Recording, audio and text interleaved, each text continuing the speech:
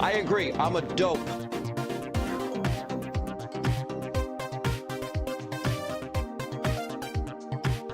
Here I am like an idiot.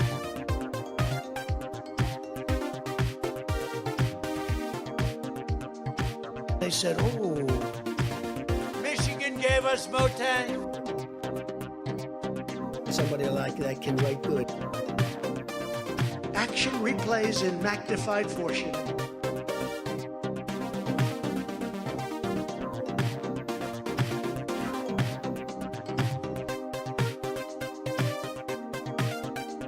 Shut up and never say anything again as long as you live.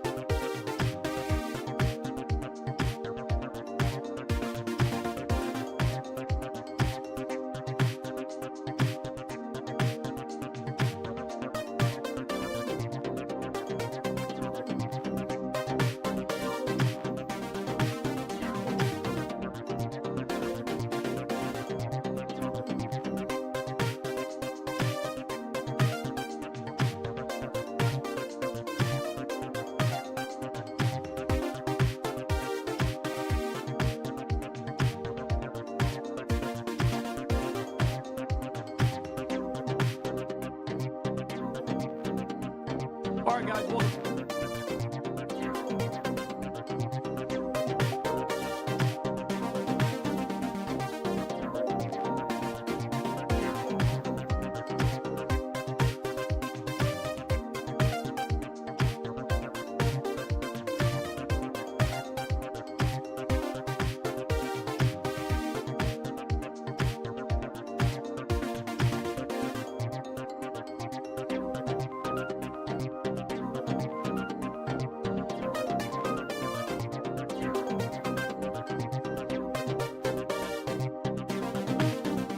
I don't read, obviously. De-engineering. Asshole. You have the ocean and you have the sun. There's something about that that works. Here I am like an idiot. Christopher Columbus. Christopher. Legal. Yeah, look. We're going to be appointing very pro-crime judges. Where's Dick? Hi, Dick. Do we like Dick? Yes. What? Dumps. They call them dumps. Big, massive dumps. I had to beat off dumps. They call them dumps. Big, massive dumps. A ninth world country, not a third world country, a ninth world country. Here I am like an idiot. I felt really good almost after taking it.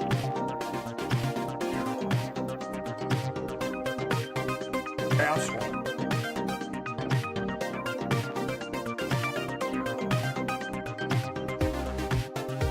Free health care for illegal. Yeah, look.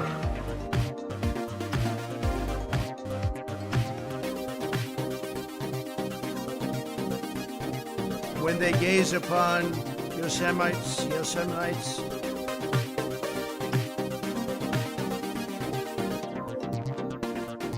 All right, let's get this rolling. Come on, let me see if everything works. You shut that screen and turn this thing on. Make sure that part's cooking. We got 3 and the 2 and the 1 and 2 and 3 and hey, there we are. Look at that. Wow, it's yet another day where I'm gonna come in. I'd say at a bare minimum 7 hours of streaming. Just I didn't get that. well, I got it. Don't worry about it. I need to put and sleep. Just tell her I'm at a movie. Maybe she'll ignore me. Hi, welcome to the show. It's House Sparks Megaworldwide. Like, subscribe, give a thumbs up, support the show in any way that you can. Patreon, Venmo, Super Chats, anything. It's no one source seems to be enough to sustain us, but if we spread it out flat across a wide board, it's kind of like cracking ice. If I step hard in one place, I'm going through. But if we can just spread ourselves out, kind of Bambi our way across it, distributing the weight of the show over as many sources as possible, we'll cover ourselves. I think that's a good plan to have. That way we don't put any particular pressure on anybody individually. But there you have it. Just do the thumbs in the thing and do the poking of the. Give us a like, will you? For crying out loud, and share the show also so people know it's here. And also, I want to give a quick shout out to the trolls. We haven't talked to these assholes in a while, and I feel bad because sometimes they blaze by, and I'm so busy doing a great show, I don't have a moment to salute them, recognize the trolls that come by, and they try so hard. But can you imagine being one of them, looking forward to seeing James Comer say something and then being devastated once again? It's a rough life. So I feel for them. I don't like them, but I feel for them, and I wish them a better future, whether they want it or not. Look at that. Alyosha, way to go. Streaking it through there. You're a streaker. What? All right. And Boston Brian's in the chat hanging out. I posted on Shitter one of his recent videos, and it was Aces, my friend. It was very good. Trying to flick those. I don't spend as much time on Shitter as I used to because I'm busy doing my thing. But when I do, it's to promote friends. All right. Today, we must talk about idiots that come in pairs. All right. And I'm not talking about someone who sexually assaults fruit. I mean, and are dumb enough to think that's a good time. Although I'm not here to yuck anybody's yum. We are talking about when on a show, sometimes one self-involved asshole isn't enough. Sometimes you need two. Like on like Breaking Points, for example, is a great example, right? If either one of those folks, if Crystal or Sagar was on their own show by themselves, it'd be kind of a pitiful excuse for a show, because it'd be just yet another singular dickhead spouting nonsense on the internet just to be mean to an outgroup. And so it'd be kind of a waste of time. But they have a pretty set, and look at them teaming up and going back about, yeah, Chink and Anna, for example. Honestly, it's Turks plural, even though the Young Turks is the name of the organization that sort of murdered Anna's people. But wait, I mean, bygones be bygones. I think that might even come up in our first clip of the night.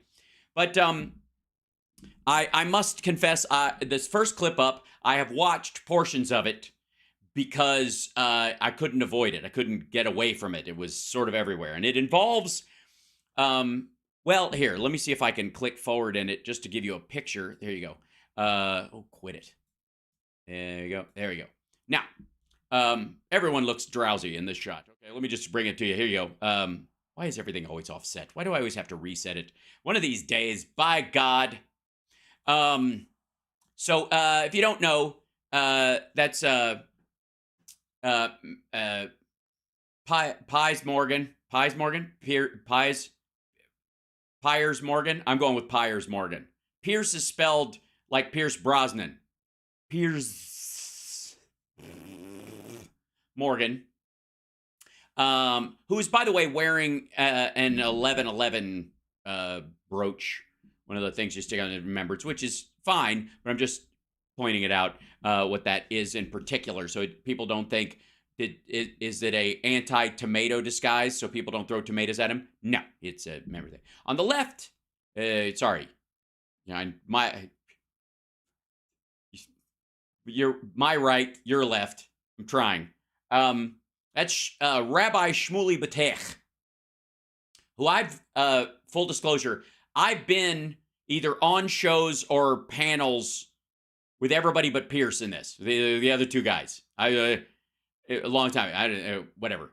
But Shmuley and I did I was on some show because he did stuff for like dating for Jewish couples as well as a rabbi. A lot of his stuff early was like relationship advice and stuff like that. But when serious gets serious, then he comes out with his serious stuff. And so obviously he's talking about, this is the thing, should there be a ceasefire and back and forth. Okay, now, and Chink is there, I think just to show that he has presidential qualities, to show that he, has the kind of temperament you would need as a stable human being in a clutch to convey a difficult point of view in as politically sensitive and diplomatic a way as possible. I'm guessing that's the plan, because of the description, which is Israel-Hamas war, Piers Morgan versus Rabbi Shmuley and Cenk Uygur going head-to-head in fiery clash. Okay, now I don't know why it's Piers Morgan versus Rabbi Shmuley and Cenk Uygur is going head-to-head in a fiery clash. Was he off in the corner jerking off and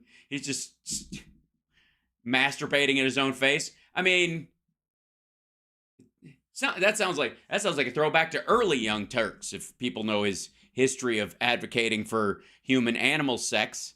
Again, I'm not here to yuck anybody's yum, but an animal can't give consent. So I gotta step that. Yeah. That's all. Yes, it's a fiery clash. Which, for those that don't speak news set, fiery clash means yelling, I presume. And no, Cenk can't run for president. He wasn't born here. He's not going to be able to stand a challenge that allows. He's not going to change the fucking Constitution between now and then. So any money he raises is perpetrating a fraud on people. And honest to God, he better put something in his disclaimer that I am operating under the premise that I will be able to fight this, and I understand that technically speaking, under the Constitution, I don't have the right to run, but I am running on the possibility that we will beat this or whatever. If and when I don't, I will either refund your money if you ask for it, or I will take any leftover money that I didn't use campaigning, and I will pay it out to a charity. Something like that. Either way, it's a fucking scam. So, that's stated. This is, before we get into this, let me start by giving you a preface of what we're actually going to be dealing with in this sketch, in this clip, because sometimes people, when a serious topic is discussed, feel the need to engage with the topics as they're being brought up, no matter how unserious, insipid, or fucking stupid the people involved in the conversation is, and you get baited into sort of tacitly believing that the people that are actually talking about it are A, doing it in good faith, or have a fucking point that you couldn't find someplace else without all the blather, right? So let's keep in mind, we're really looking at this as three men in air-conditioned settings zooming each other. That's what's really happening. Is anything said amongst these three men going to change anything on the ground in fucking North Gaza right now? Fuck no. It will have zero impact, as will any of our arguments with their said points. Now, that said, I know I will be dragged into it accidentally, as many of us are, but I'm reminding myself as much as I'm reminding you that this is really about, it's less an argument about Israel-Hamas and the war and whether there should be a ceasefire or whether there should be a truce, or if fucking Kyle Kalinske knows the fucking difference, which apparently he doesn't. Holy shit. But about like three self-important assholes jockeying to elbow each other out of the way. So let's see what their take is, and let's dive in, shall we? I'm sure it'll be illuminating. Welcome back. The G7, including the UK and US, is calling for humanitarian pauses in Gaza. Many other countries in the Middle East are demanding a full ceasefire. Israel has ruled out a ceasefire, while Hamas holds around 240 hostages who were kidnapped during the deadly terror attacks on October the 7th. It says there's already tactical pauses in its daily assaults on the Gaza Strip. Well, more than 10,500 people reportedly now being killed in Gaza, including over 4,000 children, according to the Hamas-run health ministry. Yeah, he kind of breezes past that. I was about to say, according to who? According to the Hamas-run health ministry. I have been, since this morning, I've been tearing up the internet trying to find some way to stabilize the number that they're saying, because it's fucking enormous. Considering, how long it takes to verify deaths in Ukraine, which is a much easier fight to geolocate, and there are more people involved on both sides. There's an actual tactical army on both sides. Both announce who's been injured, who's been killed. You can tell by medical supplies over time, but they're just popping this fucking number up overnight. It's enormous. It's so big. There's a certain point where they produced a list of the names, but there's no like birth records to go along with it. So it's just a giant list. And again, we talked about it a little bit this morning, but when they're stacking bodies outside this hospital, they're all adult males of fighting age. They're not, for all the talk of 4,000 children and blah, blah, blah, the vast majority, like I'm only seeing that. There are definitely singular shots of children and women, especially early on in this, right? But I mean, it's just a distinction. On Sunday, the Pope made See, look, I get suckered into actually talking about this like this asshole's serious. an urgent plea to stop the conflict, saying, I pray to you to stop in the name of God, cease the fire. So with so much bloodshed, is it Sorry, the leader of a sect of Christians is telling the Jews and the Muslims to stop fighting? Weird. time for a ceasefire? Joining me now to discuss this, America's rabbi and best-selling America's rabbi and a vision in beige background. And by the way, I gotta say, Shmuley looking pretty fucking severe these days. author, Rabbi Shmuley Batayak, and welcome back to Young Turks creator and Democratic presidential challenger, And man who just woke up because of the time change. Cenk Uygur. Well, welcome to both. Uygur. What is he, a fucking barbarian in an old Marvel comic? Uygur the blatherer. Of you. Cenk, let me start with you. Many people are calling for a ceasefire. Queen Rania of Jordan, Angelina Jolie. Yeah, what's the difference? Angelina Jolie, the Queen of Jordan. Arab leaders and so on. Geez, Arab leaders. Huh. I presume I think, quite frankly, the only non-aligned with the Hamas specifically, the only non-aligned party with Hamas in the people he named was Angelina Jolie, and I think she's just trying to mean well. It's a weird thing to bring up, but I'm glad she did. It's nice to know that he's reading her letter. you would agree with that. Yeah, absolutely. I think that they've murdered enough Palestinian civilians.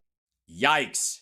Shots fired, no pun intended. Right out of they've just murdered enough civilians. Do you think, is it because you don't think Hamas murdered enough civilians, or? And even Netanyahu, in an interview with ABC News, said, now that we're on the ground, we're finally pressuring Hamas on hostages. Oh, so the 7,000 bombs you dropped were totally useless and collective punishment, and your attempt to murder civilians on purpose as some sort of sick vengeance. So, well, again, showing that presidential diplomatic strain and that caring, thoughtful, balanced view of the circumstance. please stop the murders, ceasefire right now. And was there a reason why you weren't saying that midday on October 7th? Just didn't come up, right? You were at lunch. There was a lot going on. You had Instagram posts to do. Rabbi Shmuley, your response? Cenk is polling in the Democratic presidential primaries at 0%, nothing. Ouch! Right on. And he throws the white power symbol right in his face. I'm kidding. It's funny, the irony of this. I think we can kind of wipe out the clamation by the Proud Boys of the OK symbol as white power. And I don't know if it's a Middle Eastern thing that means zero. But fuck, man. Way to step on his oxygen hose right out of the gate. He has a greater That's not likelihood true. of being elected the new. It's like, Cenk, that's not true. It's, in all fairness, it's like 0.003. Right? It's below zero. He's polling in the negative. More people would vote for him to run as a Republican. King of France. And don't interrupt me, please. And the reason is that the American people are decent. They understand that Cenk's anti-Semitism, which he has voiced on your show repeatedly, calling Jews genocidaires. And this is the eve of Kristallnacht, the 85th anniversary of the start of the Holocaust. Well, this is This is going very well. Adult human beings, ladies and gentlemen. I'd like to introduce you to, and you do realize there's like a rather serious issue happening, and this is, I'm just going to say this is going to burn down into some sort of like dick wagging contest. He would deny the Jewish people the only dignity left to us, that we were victims of genocide, and he would say that we are the Nazis, we are the Gestapo, for simply wanting to defend ourselves against the brutality and the savagery. I didn't say that. I didn't say any of that. I inferred it by saying you're just murdering children from space because you just intended to destroy the people and genocide them out of it. All right, so Nazis I just didn't use the actual word. Of Hamas. Cenk, you'll have your turn. Just show some decency. If you're not going to show it to my people, show it to me and show it to the viewers of the show. Stop. But And by the way, this is where I would go. Shmuley Buteyek, even when he could be on the right side of an issue, manages to make an asshole out of himself. This is exactly what I'm talking about. You have a very serious issue and two absolute fuckheads discussing it. That's more the story here than anything else. Because again, I mean, for all the impact this will have on the actual conflict in Gaza and the whether or not there'll ultimately be a two-state solution, this discussion between these three men, they might as well just all have ping pong ball paddles and just be waving them around like this, like that. It would have the exact same amount of impact. And so the fact that if you're on Cenk's side of this, or you're on Shmuley's side of this, or you even think they have a side, or if they're just playing to their crowd, it doesn't matter, because both of them managed to be fucking dicks in the process. who is surprised that a man Everything you said was a lie. Who is surprised that a man the name of whose podcast is Young Turks, who perpetrated the Armenian genocide? The Young Turks is like calling your podcast the Young Nazis, the Young Gestapo. They killed. Nah, it's more like just the brown shirts. I mean, they didn't. You have to say Young Nazis. It sounds like a Bowie song or some shit. It's just brown shirts. That's what it means. 1.5 to 2 million Armenians between 1915 and 19. Yeah, here's a good idea. A little note. Anybody who's working on Cenk's campaign, when the other guy on screen is describing how many people were killed in the Armenian genocide, don't shake your head no. It just hold still. 1918. The Armenian community has begged Cenk to change the name of his show. For the first half of his life, he was a complete Armenian genocide denier. Then he changed. Now he is a. See what I mean? See what I mean? Just Cenk your booty. Thanks, Tim Farrell. Holocaust denier, because he is saying that the Jews are engaged in a genocide of the Palestinians. Now, this liar? Which can you please stop this liar? Right, it's just going full fucking. He's just pulling the Trump ripcord right out of the gate. TYT, how must be bored? Moms, this isn't TYT. Both these assholes are on Pierce Morgan's show. This is like Sky News or some shit. Nation. How can there be 1.8 million Muslim Arab citizens? Rabbi Shrumi, okay. I'm going to go to jail. Right. He's making that standard point about the idea that the population of Gaza has grown. So if there's a genocide going on, or they've been perpetrating a genocide for all this time, that's where he's going. You said some. Yeah, we need Bernie out here. All right, everyone to a neutral corner. Everyone go back. Oh, bye. Very strong things about Cenk. You can now respond, Cenk. Yeah, you should never have this guy on air. Everything cancel culture. Ouch. he said is a lie. I don't deny the Holocaust. That's insanity. He meant the Armenian genocide. The Holocaust of the Armenians is the point. He was tying that to the Young Turks being the name of the... Try to pay attention. I don't want to have to farm fucking Shmuley's goddamn talking points. And in terms of the Armenian genocide, there is a powerful analogy there. Why was it a genocide? And yes, it was a genocide. Why? Oh, yeah? Now you say it? After making Anna sweat it out for like 2 decades? Because they moved and displaced so many people and killed civilians on the way. What is Israel doing? Yeah, the moving and displacing part is ethnic cleansing. Genocide is wiping them out with the intention of wiping them out. The Young Turks intended to wipe everybody out. The overall idea from Azerbaijan, I guess, was to move them out of the country.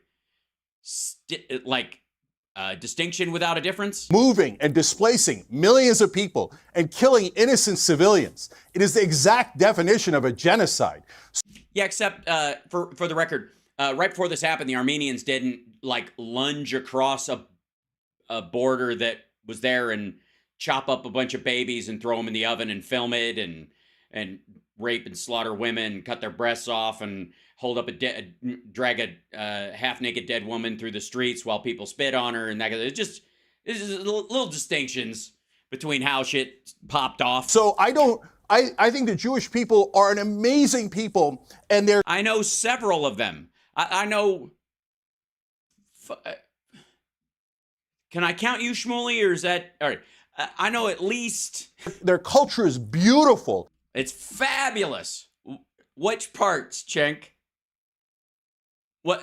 Run us through your favorite bits. What do you mean their culture? The comedy of Lenny Bruce? Lord Almighty, their culture is beautiful. And I don't tolerate any anti-Semitism, but I think yeah, as long as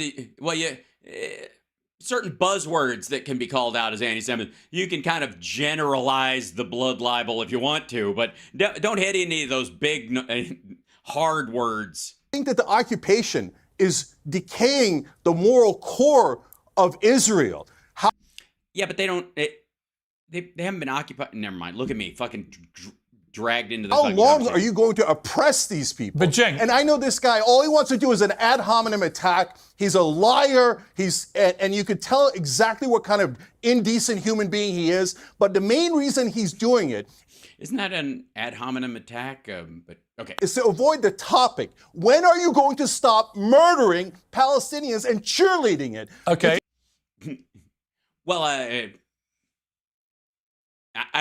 don't know. Does Cenk know that this guy isn't actually in charge of anything?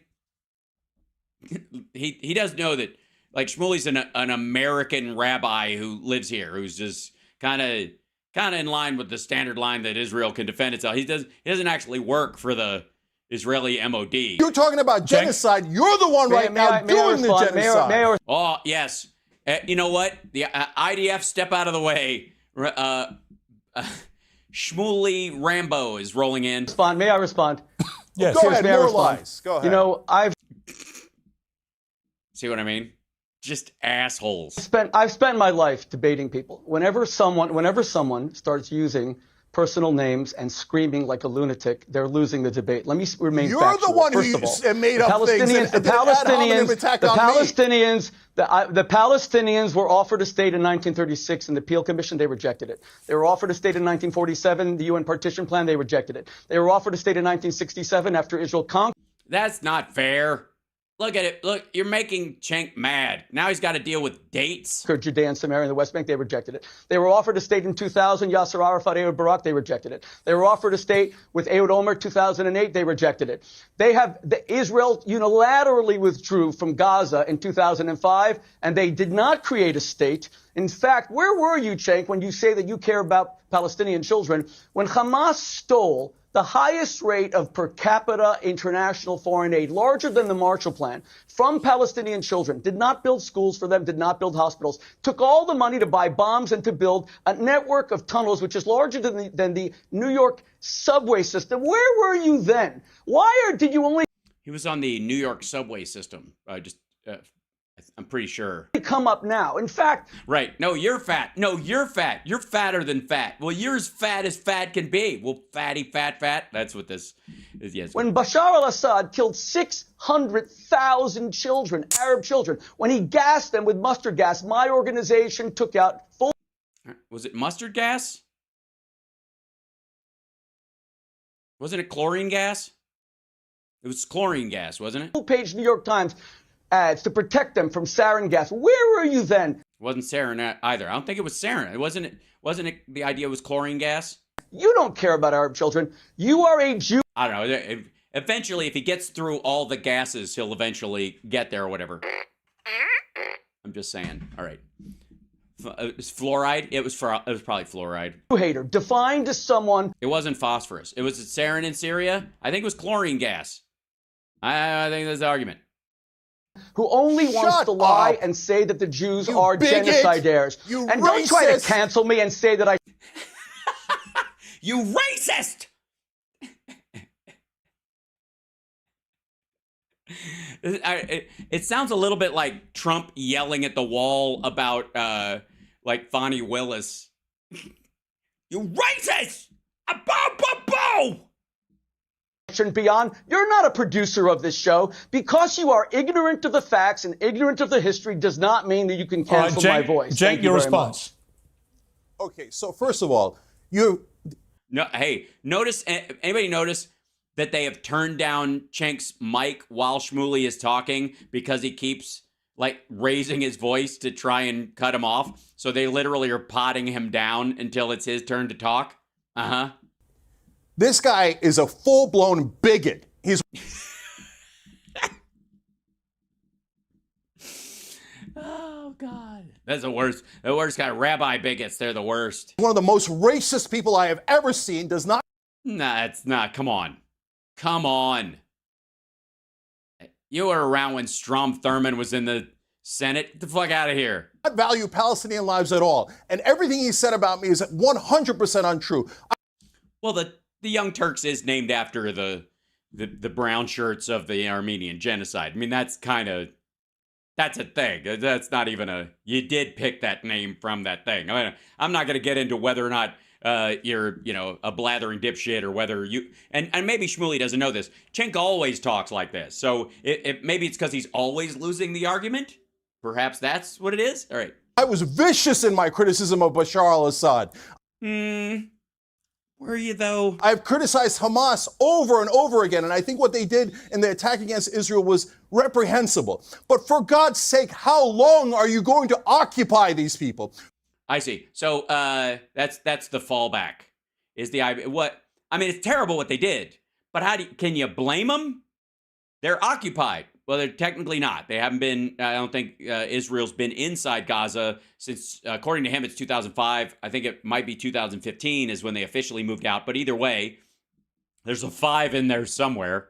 For me, the idea of Israelis and Palestinians or Muslims or Jews being different is absurd. Those are just stupid labels that we put on people. No, we don't. They are labels that they care very deeply about themselves. That motherfucker, this is part of Cenk's like America sucks gene that he has, or some fucking switch in his head, that somehow every descriptive or definitive in the world is the product of like American fucking culture. We didn't name the fucking Palestinians and make Arab Muslims believe a certain tract of the generalized we're all humans, can't we kumbaya, has no meaning here because both parties self-identify in this conflict.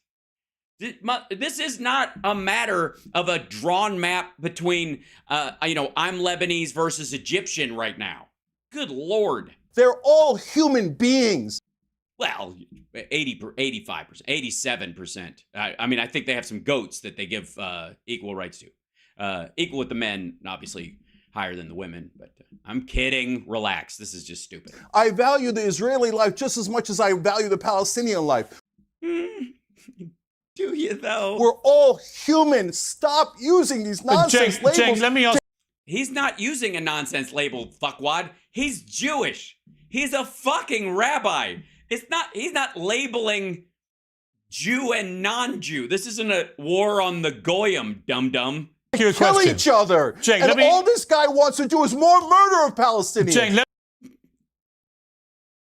Well, then I don't know why he's not calling Netanyahu and saying, what's all this humanitarian pause, humanitarian corridor, leaving the lights on? Why are you listening to Joe Biden? Why is it? If that's all they want, then why isn't it just a carpet bomb, period? Why are they even warning people? I'm serious. If allegedly all Shmuley wants is murder, why the fuck doesn't he just call up Netanyahu, who I'm sure he's spoken to at some point? He's very, very well-known rabbi in the United States, and go, hey, Nobody gives a fuck. Nobody's paying attention. They're going to hate us. Damned if we do, damned if we don't. So, yeah, stop with the leaflets and the phone calls and let's just nuke the place. Like, get the fuck out of here. Let me ask When are you going to let them go? Let my Palestinians go. When are you going to let them go? I don't know, when the Egyptians take them in? What? Loud noises. They don't want to go, dummy. The problem is you got half the people there who want to stay where they are, so they don't want to go.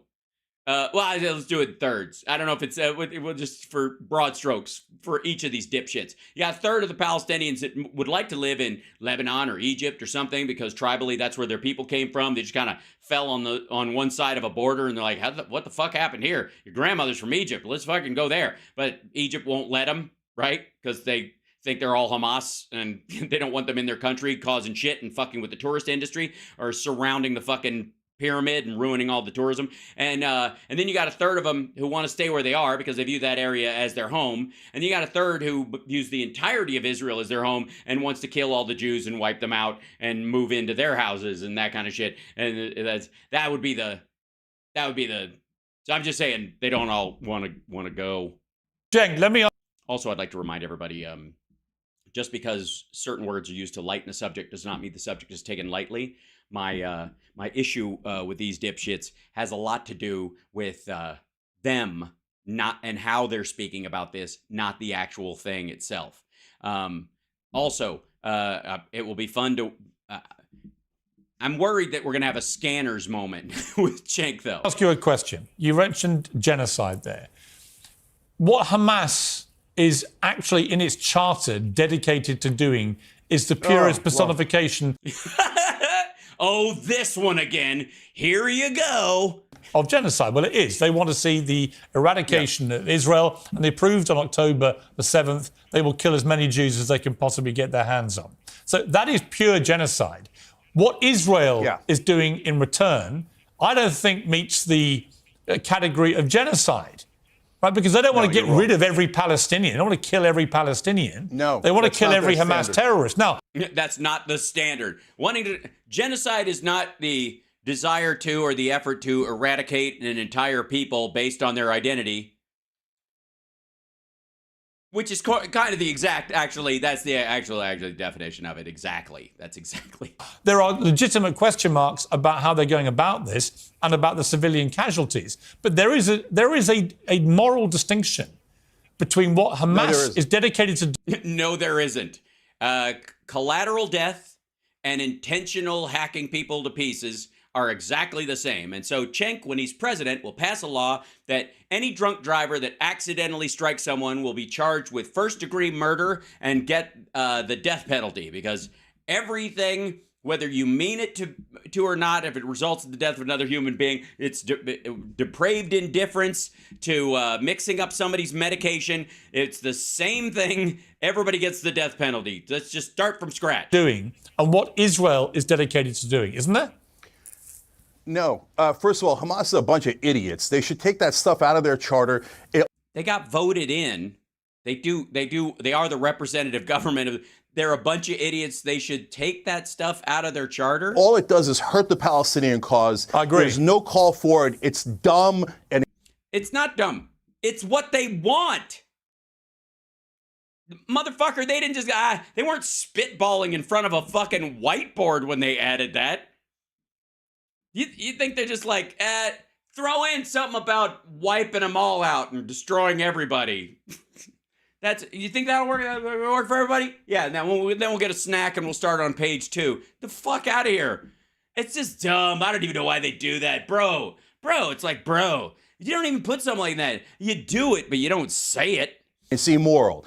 But Hamas claims that they would like to do these things, and from time to time they do these attacks that Yeah, from time to time. I mean, are horrible and they should never do. but Israel actually kills Palestinians. actually,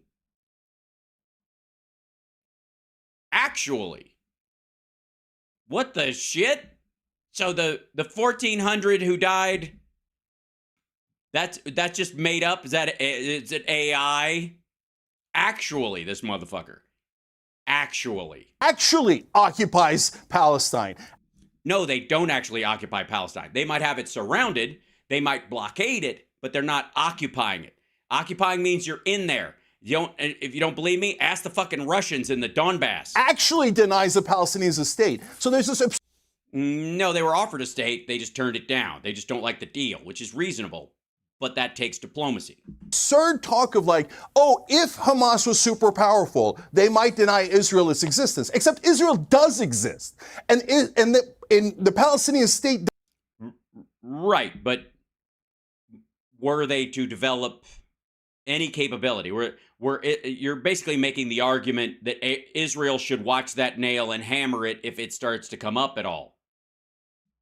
Does not exist because Israel is blocking their state. So not technically. stop using I'm not saying to you, Pierce, but this propaganda, hold on. You know, Cenk,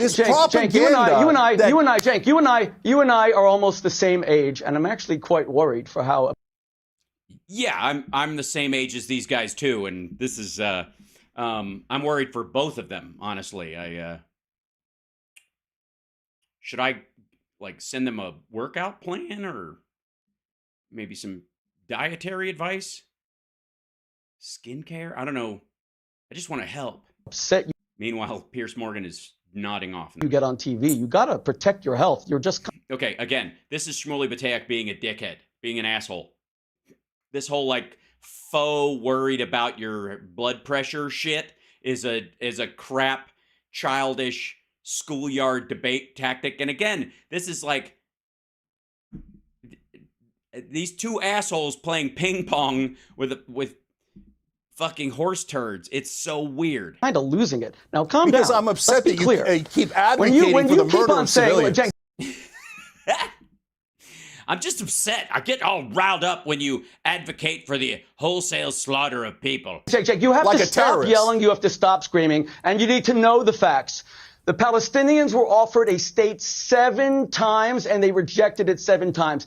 Bill Clinton told Yasser Arafat in 2000, you have made me a failure as president because Israel was giving you 97% of Judea and Samaria and the old city of Jerusalem. And Ehud Barak even offered the Temple Mount, the holiest site in Judaism, and the Palestinians rejected it. You simply don't know the history. Read a book. In fact, read a Wikipedia article before you get on TV. Number 2, you made a very... Just, you know what, I don't know what about you guys, but I think Cenk's head shaking back and forth is very effective. I think it really, really, it kind of diffuses all of Shmuley's argument. And I also think that Shmuley should point more because it has a way of like ingratiating people into what he's saying. You know what I mean? Where, if you really want to get someone on your side, that's a really good gesture. Just assholes. Good point before, Pierce, that Winston Churchill is the greatest British statesman and hero of the 20th century. Let's remember, when Churchill was faced with a genocidal threat of the Nazis, you know what he did, which Israel would never consider doing? He laid waste to 70% of Dresden. Yeah, but there's no Hamas in Dresden, really. Well, there's a couple, but they're probably just vacationing. Maybe they're just Palestinians. I don't even know if they're Hamas or whatever. I don't know if maybe they still got their union card, but I don't think they paid their dues. I don't think they're up on their dues for that. So Essen, Cologne, Berlin. Berlin, sure. He eviscerated Germany and turned it into a parking lot, murdering about 6 million German civilians. Israel has never even considered doing 1,000th of that. Some people in Israel might have, but, angry heads, as it were. And FDR acquiesced to it, and he's considered our greatest president of the 20th century. And then Harry Truman dropped 2 atomic bombs on Nagasaki, Hiroshima. Thanks for clarifying, because they actually dropped during that whole period. Both Russia and America dropped a shit ton of nuclear weapons. Those were the only 2 we didn't drop on ourselves. And Israel has nuclear weapons, has never considered doing that. Israel opened a humanitarian okay, let me come at you. Begging Rabbi, I have one question. I want to come back to you on 2 points. Simple question. Cenk, Will no, you at I least want be to ask you a consistent question, and Rabbi. call Winston Churchill a war criminal on this show today? Will you call Churchill a war criminal? All right, Cenk, answer that question. Okay, so Cenk's, Pierce, Cenk's on this side of you. So when you do, I have the same problem sometimes, you know, because you get, you know, I don't know what monitor you're looking at. That might be flipped or something. I don't know if he's using TikTok to join the show and it's kind of flipped, but yeah. Rabbi Shmuley, if you're actually a rabbi. Oh, Jesus. All right, there we go. Let's just question the depth of the religious beliefs. Anyways, if you're actually a rabbi, just for the record, he's actually a rabbi. I think he's an asshole. And like I said, I've met him. We've talked about this. I think I even called him an asshole on that show. What the standards of history have changed. You could tell he was waiting for like wait, of course I'm a rabbi, blah, blah, blah. And it was like, he was like, all right. Changed. So the Mongols went into Baghdad and killed every man, woman, and child, killed 800,000 people, the largest city in the world. Now, we don't live by those standards anymore. And some people do. I think that's the argument against Hamas in this particular case. Look at what the Russians are doing. I think the only thing different between them and the Mongols in some ways, I think the Mongols lost fewer people when they lost. Right now, if a modern British prime minister or American president advocated for dropping a nuclear bomb in Japan or killing 70% of the people that live in Dresden, you're damn right I'd call him a war criminal. Yeah, because you would need the pretext that you'd have to be in a World War II with a giant Nazi war machine that was trying to take over the world, and they were aligned with the Japanese. And the Japanese are fucking... They're our allies now. They're like, yeah, okay. Way to jump on that moral diving board, asshat. Gee, let's take a quick poll. Audience, who among you would let it slide if we just rando nuked Germany, Dresden in particular, or just decided to hit Hiroshima and Nagasaki for the fuck of it again? It's a different situation today than it was in the past. Yes, there was a war going on between us and those people. And right now, there's a war going on between Israel and those people. Therefore, the parallels are... Well, listen to me. I'm arguing with these dickheads again. See how stupid it is? Do you see what I have to deal with? Do you see what... Did you just hear that shit? This asshole asked him to declare Winston Churchill a fucking war criminal on the air. Ba-boom. And then he starts off with, if you're a real rabbi, and then goes into, it was different when we were at war. Like, hey, fuck it, they are at war. That's the point. If you would have been okay with it then, why aren't you okay with them doing it now? If that was oh, God. And so what you're saying is, hey, we only murdered 10,000 civilians, and wantonly and recklessly, and we only did a partial genocide, so we're not as guilty. You can't do a partial genocide. That's the point. You're just killing a bunch of people in the bombing. Otherwise, there was a genocide of the Germans. Because what was it? Fucking 1-to-1, 6 million to 6 million. 6 million Jews died. 6 million Germans died. A lot of overlap, Jews to Germans, but we'll put that aside for the math. This is just fucking stupid. No, I'm not buying it. No. Yes, John Depp.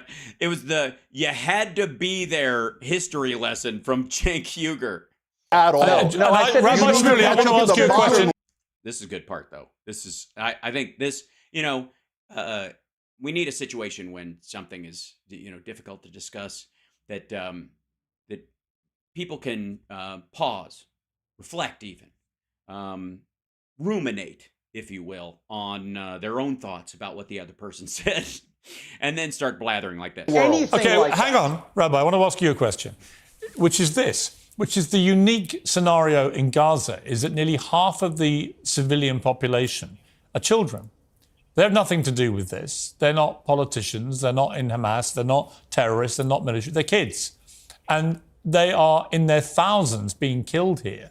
And I ask you, really, is there any limit, you as a rabbi, of the number of children who need to be killed to get rid of Hamas here, or is there no limit?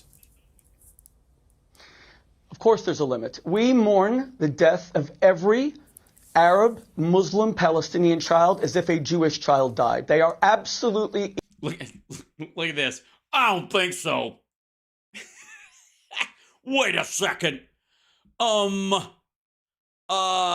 Do-over. Excuse me. No, that is not a base hit. That hit a branch. No fair. Equal before God. That's why... Look at this shit. What the fuck? This guy is running for president. Why Israel withdrew completely and utterly in 2005, something that Cenk will not even acknowledge. There isn't one Israeli soldier, there wasn't until this new invasion, because of the attack on Sderot, I went to those places, Pierce, I was there 2 weeks ago. I saw the blood caked on the walls, congealed to 3 or 4 inches. I saw the knives that were used to murder entire families. We saw the place where Thai, not Jewish, Thai farm workers who were growing pumpkins were beheaded. We saw the body of Shani Luke, and I spoke to her mother, Ricarda, who was... Oh, yeah, Shani Luke's the girl who was paraded through town. Fuck me. Taken naked. These are religious men in Hamas. Taken naked in her underwear and her bra, her dead body, these necrophilia savages. We saw all that.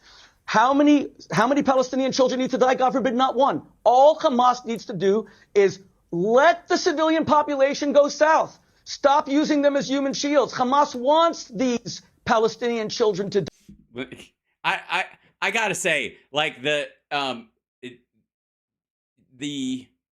appeal to emotion aspect of talking about the dead on either side is a big hammer everybody tries to use in this conversation, because the premise when you do that is that the other side is not taking the deaths seriously on your side enough, and I would argue that there's a lot more like flippancy from Cenk than Shmuley in this situation, because he's at least doing the, God forbid, not one Palestinian child, that idea. Whereas Cenk is like, whatever, like he's really toddlering it. It's fucking weird. But this is a standard debate tactic around this kind of stuff. Die. Every Palestinian child to Hamas is a bulletproof vest. Okay, but you said they exist for no other reason than to humiliate Israel. Okay. Let them go south and be safe. Okay. But Hamas wants them. But Rabbi Shmuley, it's Hamas's fault. It's Hamas's fault. It's Hamas's fault. Rabbi Shmuley, you did say there is a limit. What is that limit? Pierce, it's hard. Right. Yeah. Give me a number. How many kids? It's 4,000 now, according to Hamas. So 5. Well, you say. Tell you what. You say 8,000. I'll say 6,000. We'll settle around 7,000. And you can keep the gourd. To put a number on how many people Hamas is prepared to allow to die in order to destroy the state of Israel. Remember, Hamas's motto is from the sea. From the river to the sea. From sea to sea, Israel will be, Palestine will be free. It's the annihilation of every Jew. Iran calls for it openly. A second Holocaust. This is the eve of Kristallnacht. I don't want to put a... So rough when your earpiece is falling out at the same time. You get kind of wound up and sweaty. You got to loop it over the top of your ear, like, because Cenk does it every day, so he knows. You got to loop it up over the top so that it doesn't. Because I get this one. Everybody's, by the way, always pick which ear you're going to use when you go on a show like this, because one of your ear holes is bigger than the other if you're built right.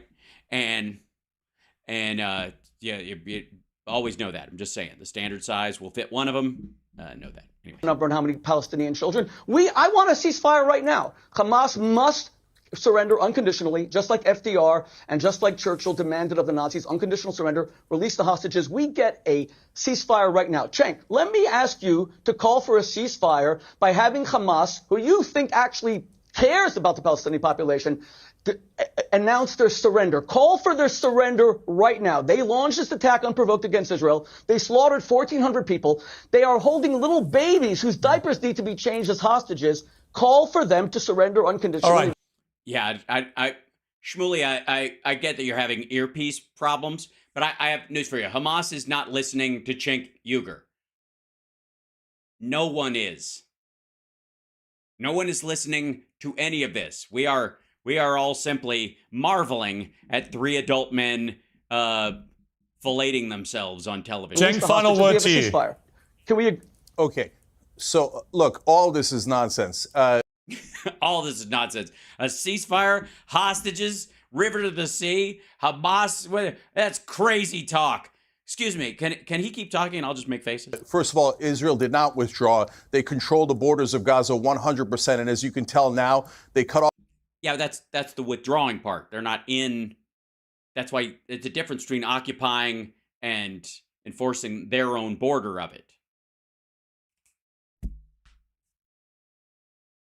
Just saying. Post Alamo, the Spanish and the Mexicans, or what are you saying? They're split occupying the Mexica territories, or is that what we're gonna? Off the water and power anytime they want. Yeah, there's still power in the tunnels, though, and water. The Jewish people have been oppressed throughout history. My heart goes out to the Jewish people for all the pain and the suffering that they have endured through all. Except October 7th, I guess. All of these years. But now Israel, unfortunately, is not the oppressed. It is the oppressor. Right. And we live in a binary universe. You're either one or the other. I think, thank God, we don't have any gray areas in life, or that these issues aren't complex. It's like in Cheng's head, there's a giant cartoon electrical switch, like in a theater cartoon in 1945, or just shunk bad guys, shunk good guys. This is how Look it works. at them. By the way, it's always in the bad guy position. Just saying. I'm dropping 7,000 bombs on grandmothers and children. Yeah, but that kind of targeting. How are you gonna? Granted, the grandmothers are slow moving, but all of them are small. So if they're able to hit 7,000, I'm fucking around. This is nonsense. There's an American nurse that explained on CNN yesterday about how she sees little kids with burns all across their bodies. So Hamas is terrible. Yes, I can call for their surrender. That's easy. I don't like Hamas. I think Hamas is Muslim fundamentalist. But it's an impossible standard, and you know they're not going to meet that standard. So Israel should just put up with Hamas being there then. They're not going to do it. So just lay back and take it. This is the God wanted you to have a baby with this man who waited in an alleyway for you. And because you want to keep killing those civilians to show them how mighty you are and what a That's very weird. Great oppressor you are. I'm sick of it. And it's what a great oppressor you are. Again, can I remind everyone that we're not actually talking about the details of the Israel-Hamas conflict or the complexity of it. We're looking at how both of these people are addressing this issue. And listen to what Cenk's fucking fallback is for whatever you think of it. And again, Shmuley's an asshole, but listen to his characterization of a rabbi who's advocating for Israel's right to defend itself and for Palestinian statehood. That's ultimately what it is. Watch this. To show them how mighty you are and what a great oppressor you are. I'm sick of it. Yeah. By the way, it would be one thing if this is how Cenk just talked about this conflict, like he had a particular bone to pick, and it just rested on his last nerve, and that's how he talked. This fuckhead talks about Democrats who just want a public option instead of Medicare for all because they think they can get it passed. It's the same language. Like, it's a fucking switch, man. It's every time. And it's not only ruining the Palestinians and causing their deaths. See what I mean? That is such Jew hatred. It's a little on the nose there, Shmuley. Again, this is what happens when you have an important issue and the only people discussing it this is a big show, are just absolute dickheads. You are calling Jews bloodthirsty. It is causing the moral decay of Israel. Blood libel. This is a blood libel against the Jewish people. You may as well just say that we drink the blood it's not working of Christians. anymore. This is good. This is working. I feel like now we're really getting somewhere. Now we're getting to a point where you can, this is what I would call the NPR portion of the show, where tempers have settled and everyone is gathering their thoughts and trying to put on the table their list of possible concessions and ideas going forward. Children in It's our not matzahs. working. Cenk, Okay. you are guilty On second thought, I might be wrong about that. It might just be two assholes yelling at each other. of a blood libel on the eve of Kristallnacht. You should be ashamed of yourself. I'm going to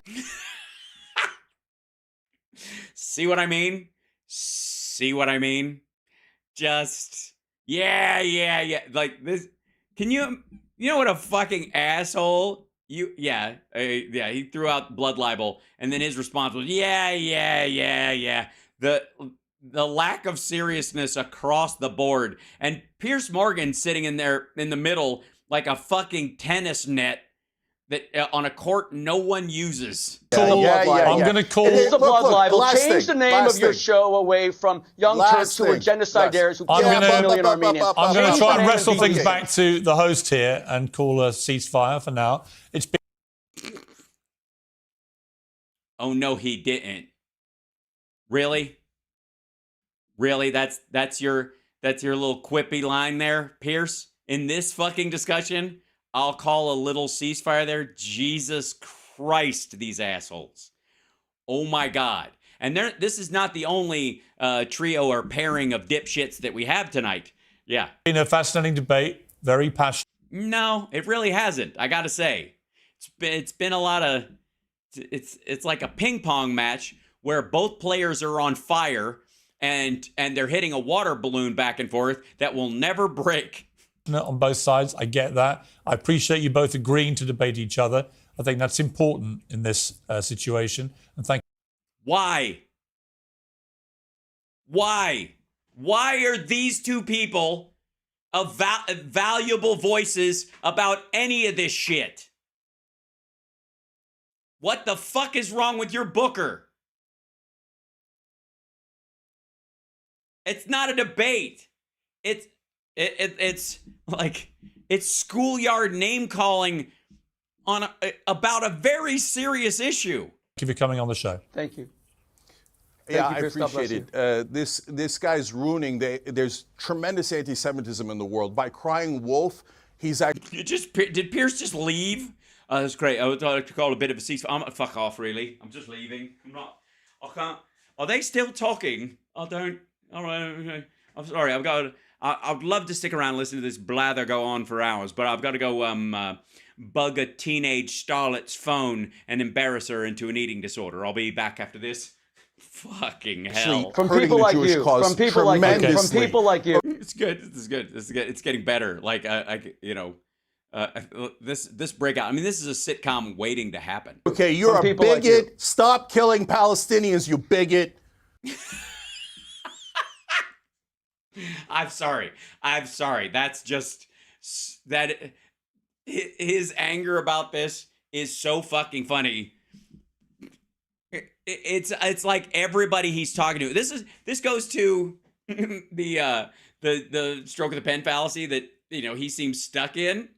Can you feel the love tonight? Are we gonna get together? I believe the children are. You're a bigot. You're a bigot, fascist bigot. It's fucking hell. Yeah, the last time you checked, this rabbi isn't in Gaza with a TR-21 murdering. Yeah, that's exactly the point. Like, he's in America. I don't even know if Shmuley's East Coast and he's on West Coast. So technically, Shmuley is closer to Israel than Cenk is, but not in any meaningful way. Both of them have a long fucking flight and boot camp ahead of them if they're actually going to play a part in this. Holy shit. Okay, we're going to leave it there. Thank you very much. I'm not even going back on camera. I fucking hate it. I don't even like this anymore. I don't like either one of you. I'm going to go fire my booker. There's really nothing I can do about it. I hate this. Yeah. So that's the point I was trying to make is chat room. The problem currently is the state and the quality of the people on either side of a discussion. That's the Piers Morgan standard. Because I'm sure he feel like they gained, that was click heavy, got who they needed, right? Like the all shit clicks, right? Oh, that's gonna be good. They're gonna yell at you, that kind of like what a waste of fucking time. Hashtag rip Iceland. Hashtag rip Portland.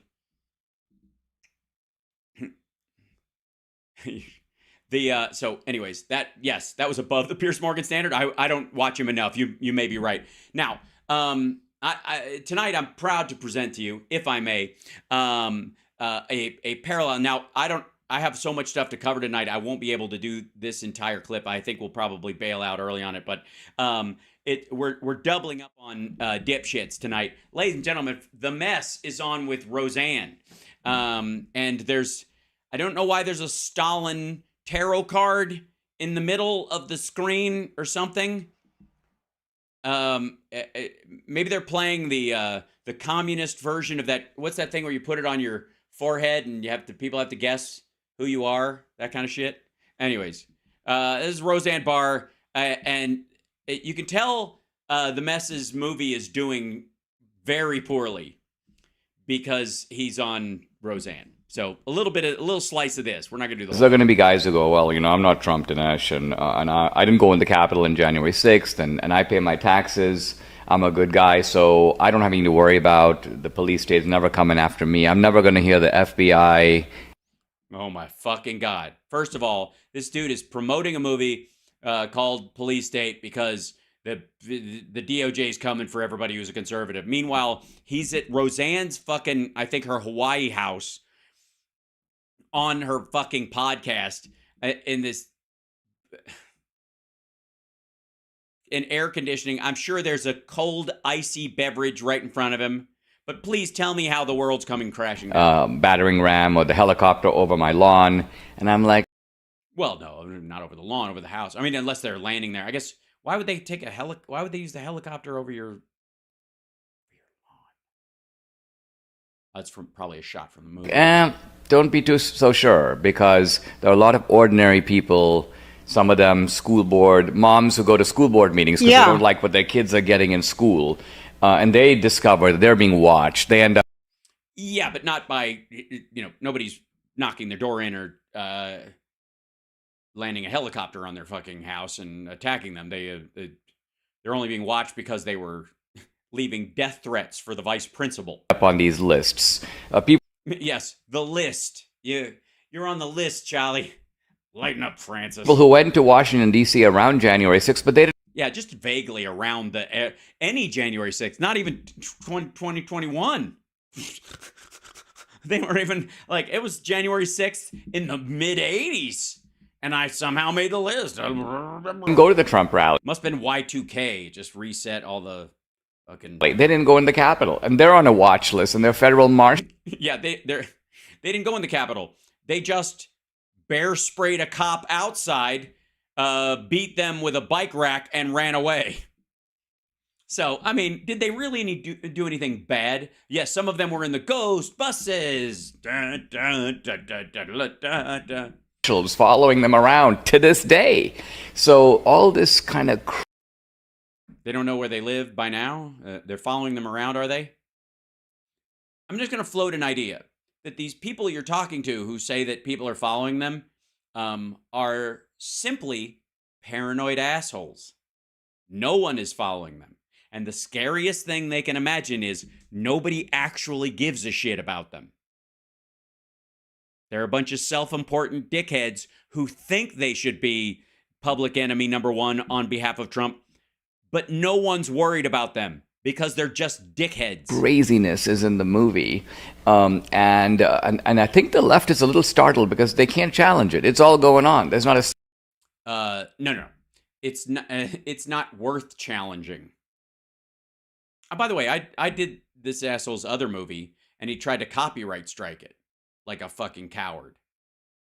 But and I mean, essentially, that's why I had to create. Where is it? This fella.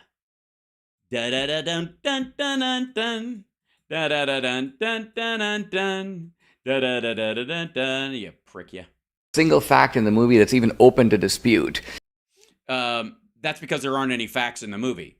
Ha ha! The guy the way around it. And so I think the movie has a very unnerving experience about people who are. Yes, it's poorly lit, poorly put together. It's a little nauseating. halfway through your box of Juji fruits and you're like, I gotta go. Still, and many Republicans, many conservatives still think, we're living in a free society. Don't get too excited. We have nothing to really worry about. The pendulum swings over here, but it's going to swing back. Well, no. Sometimes pendulums don't swing back. That's right. Sometimes they just start swinging and then they defy gravity and they stop because the space-time continuum is controlled by demons. That's true. I don't know if you guys know that, but that is a fact. I don't know if you like that or not, but it's totally real. Listen to this fellow. He'll tell you. He likes to call it police state, but if you jumble up the letters, it's which is, of course, demon speak for I own you. Swing this way and they stay there. And I'm not a swinger. I'm just in an open. I consider myself pansexual, mainly because of the goat legs. it takes a horrible set of circumstances, catastrophic war in the case of the Nazis, the implosion. The Roseanne Barr podcast. Some of the great tragedies of human existence. Of a whole society in the case of the Soviet Union, and only then do you get change. Right.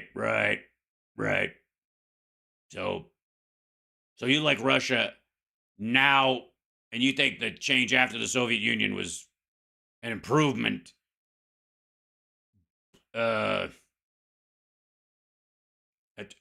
a little bit like getting AIDS from your open heart surgeon, but whatever. That's what really astounds me is that the left, who, I used to be left, I was raised left. No, you were raised country or kind of white trash, which is center right, center right. Till I left the left. She did. She left the left. We're so lonely. All right. But when I was in the left, Tell us all about it. we were for free speech. We were for dialogue and argument and, Yeah, and if somebody wanted, you're like, hey, I think we should have a museum to commemorate the Holocaust so people are aware of it, so we have a never again. And some people are like, no, we shouldn't have a museum, we should have a garden because people can go there and contemplate it with like little stands. And we need somebody who just doesn't believe it ever happened to argue with, in the name of free speech, just for the shit of it. compromise. All these things. Yes, that's right. Roseanne, you do realize that the Republicans just fired their speaker and are about to fire their second one because of compromise. You do recognize that, I think. Things have no part in the left, nor, surprisingly. Is it really? Because it's weird how the bipartisan bills all happen when we're in charge. Isn't that funny? You think we just tell you guys to go fuck yourself? Doesn't any talk of labor rights. What? Wait, what? Hold on. Back the fuck up. Surprisingly, doesn't any talk of labor rights. Okay, that just like a brain skip. Nor, surprisingly, doesn't any talk of labor rights. Okay, first of all, what? You literally had the president, Joe Biden's the first president to walk a fucking picket line. He stood by all the picketing workers. He helped negotiate the train contract, which is like the biggest wage advance they've had in years, so they wouldn't have to strike. Any talk? Good fucking God. Right. We're dealing. What do you mean right? No, not right. No, you're wearing glasses. You're supposed to at least pretend to be smart. With a completely new left, and we're dealing with a completely different Democratic Party. The Democratic Party was a one-party state, kind of from the 1930s, FDR, all the way to Reagan. No, this motherfucker always wants to make the case that the Dixiecrats are still in the Democratic Party and didn't get pissed because of civil rights during the 60s, leave and become Republicans, which is exactly what fucking happened. Because there was a Republican Party, but it was kind of almost like a token opposition. Right. And then they got a huge influx of racist Southerners during the civil rights movement. And suddenly that added to their numbers and made them almost equal.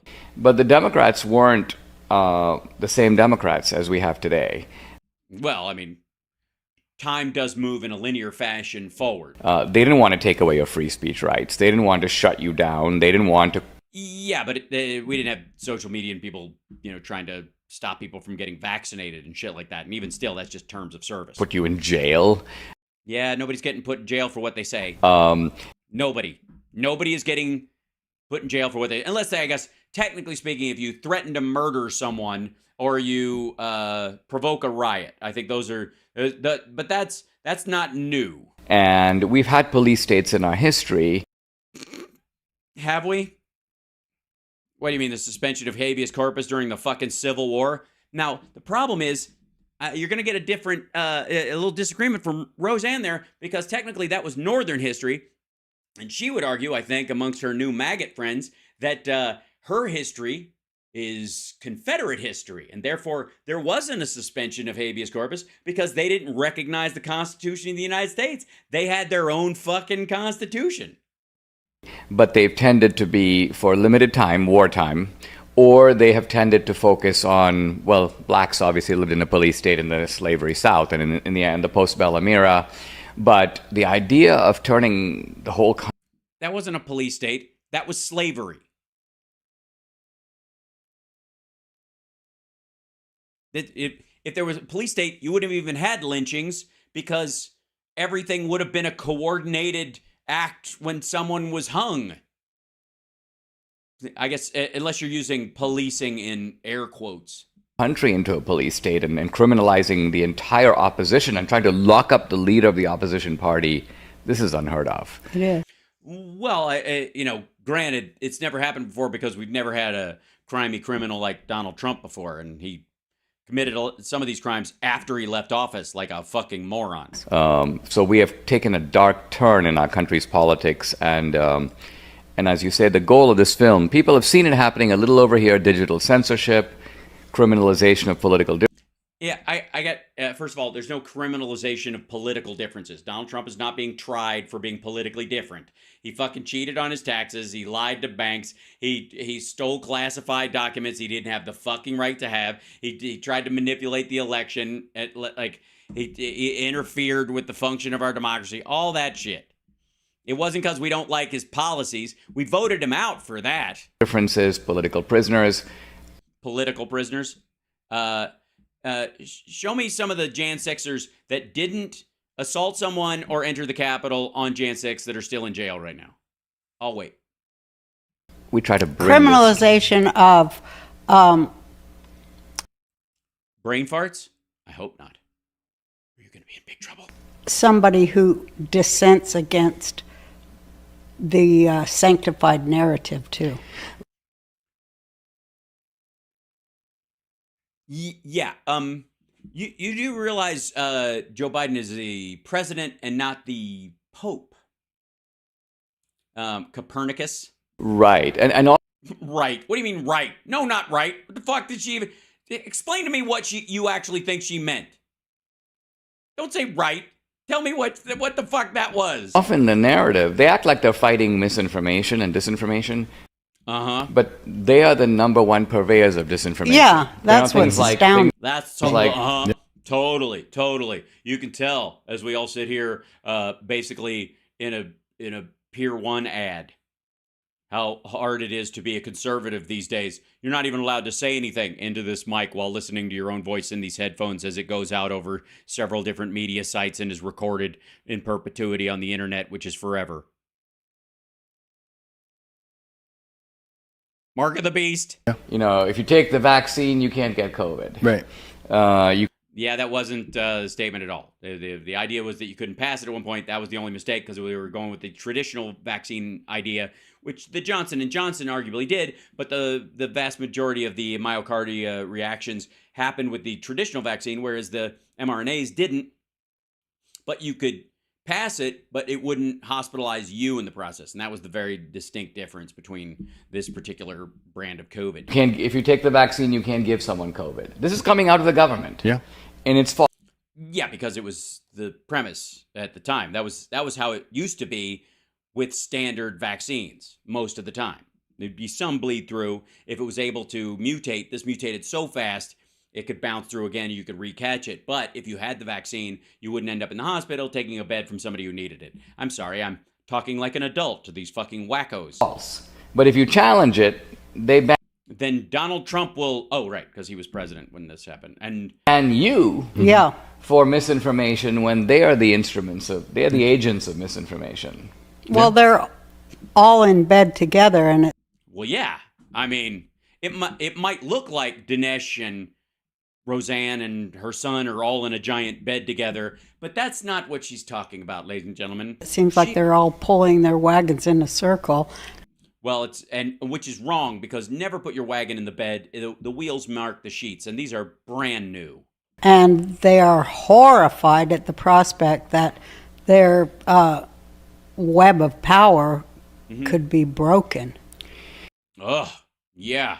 If the web of power, the coordination with the Illuminati and the Pentaverate and the Rothschilds and obviously the Zionist Israelis and the Nazis that are in the CIA that have been running it since the 30s and the Russians, but that are being puppeted by the Slavic Czechoslovakian people or something, and Barack Obama, like they're all working together like they would. Yeah, so doesn't that mean that it kind of is being broken in some ways? Because if they weren't under some kind of feeling of threat, they wouldn't be saying anything.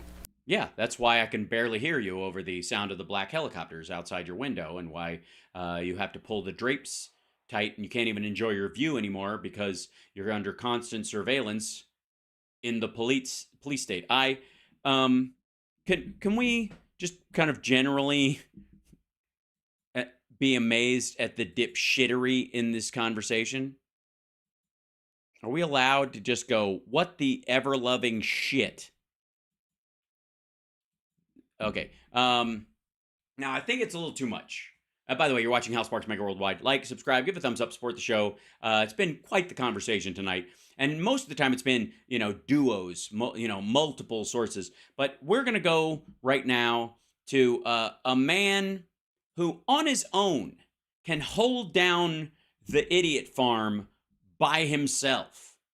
The commando, you should not drink and bake of right-wing morons. And that would be our favorite, what's his name? Stretch Ben Shapiro, Jesse Waters, who wants to talk to you.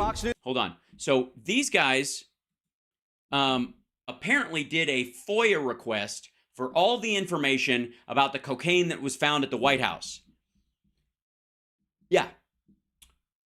Because there isn't anything in the news that's meaningful to and I guess they're trying to push back on the Sleepy Joe idea or insist on the Sleepy Joe thing, and maybe he needs coke to do it or something. But anyways, this is the Coke Files, which, by the way, curiously, if this was on any other network, would probably be about the Koch brothers, and it wouldn't be flattering.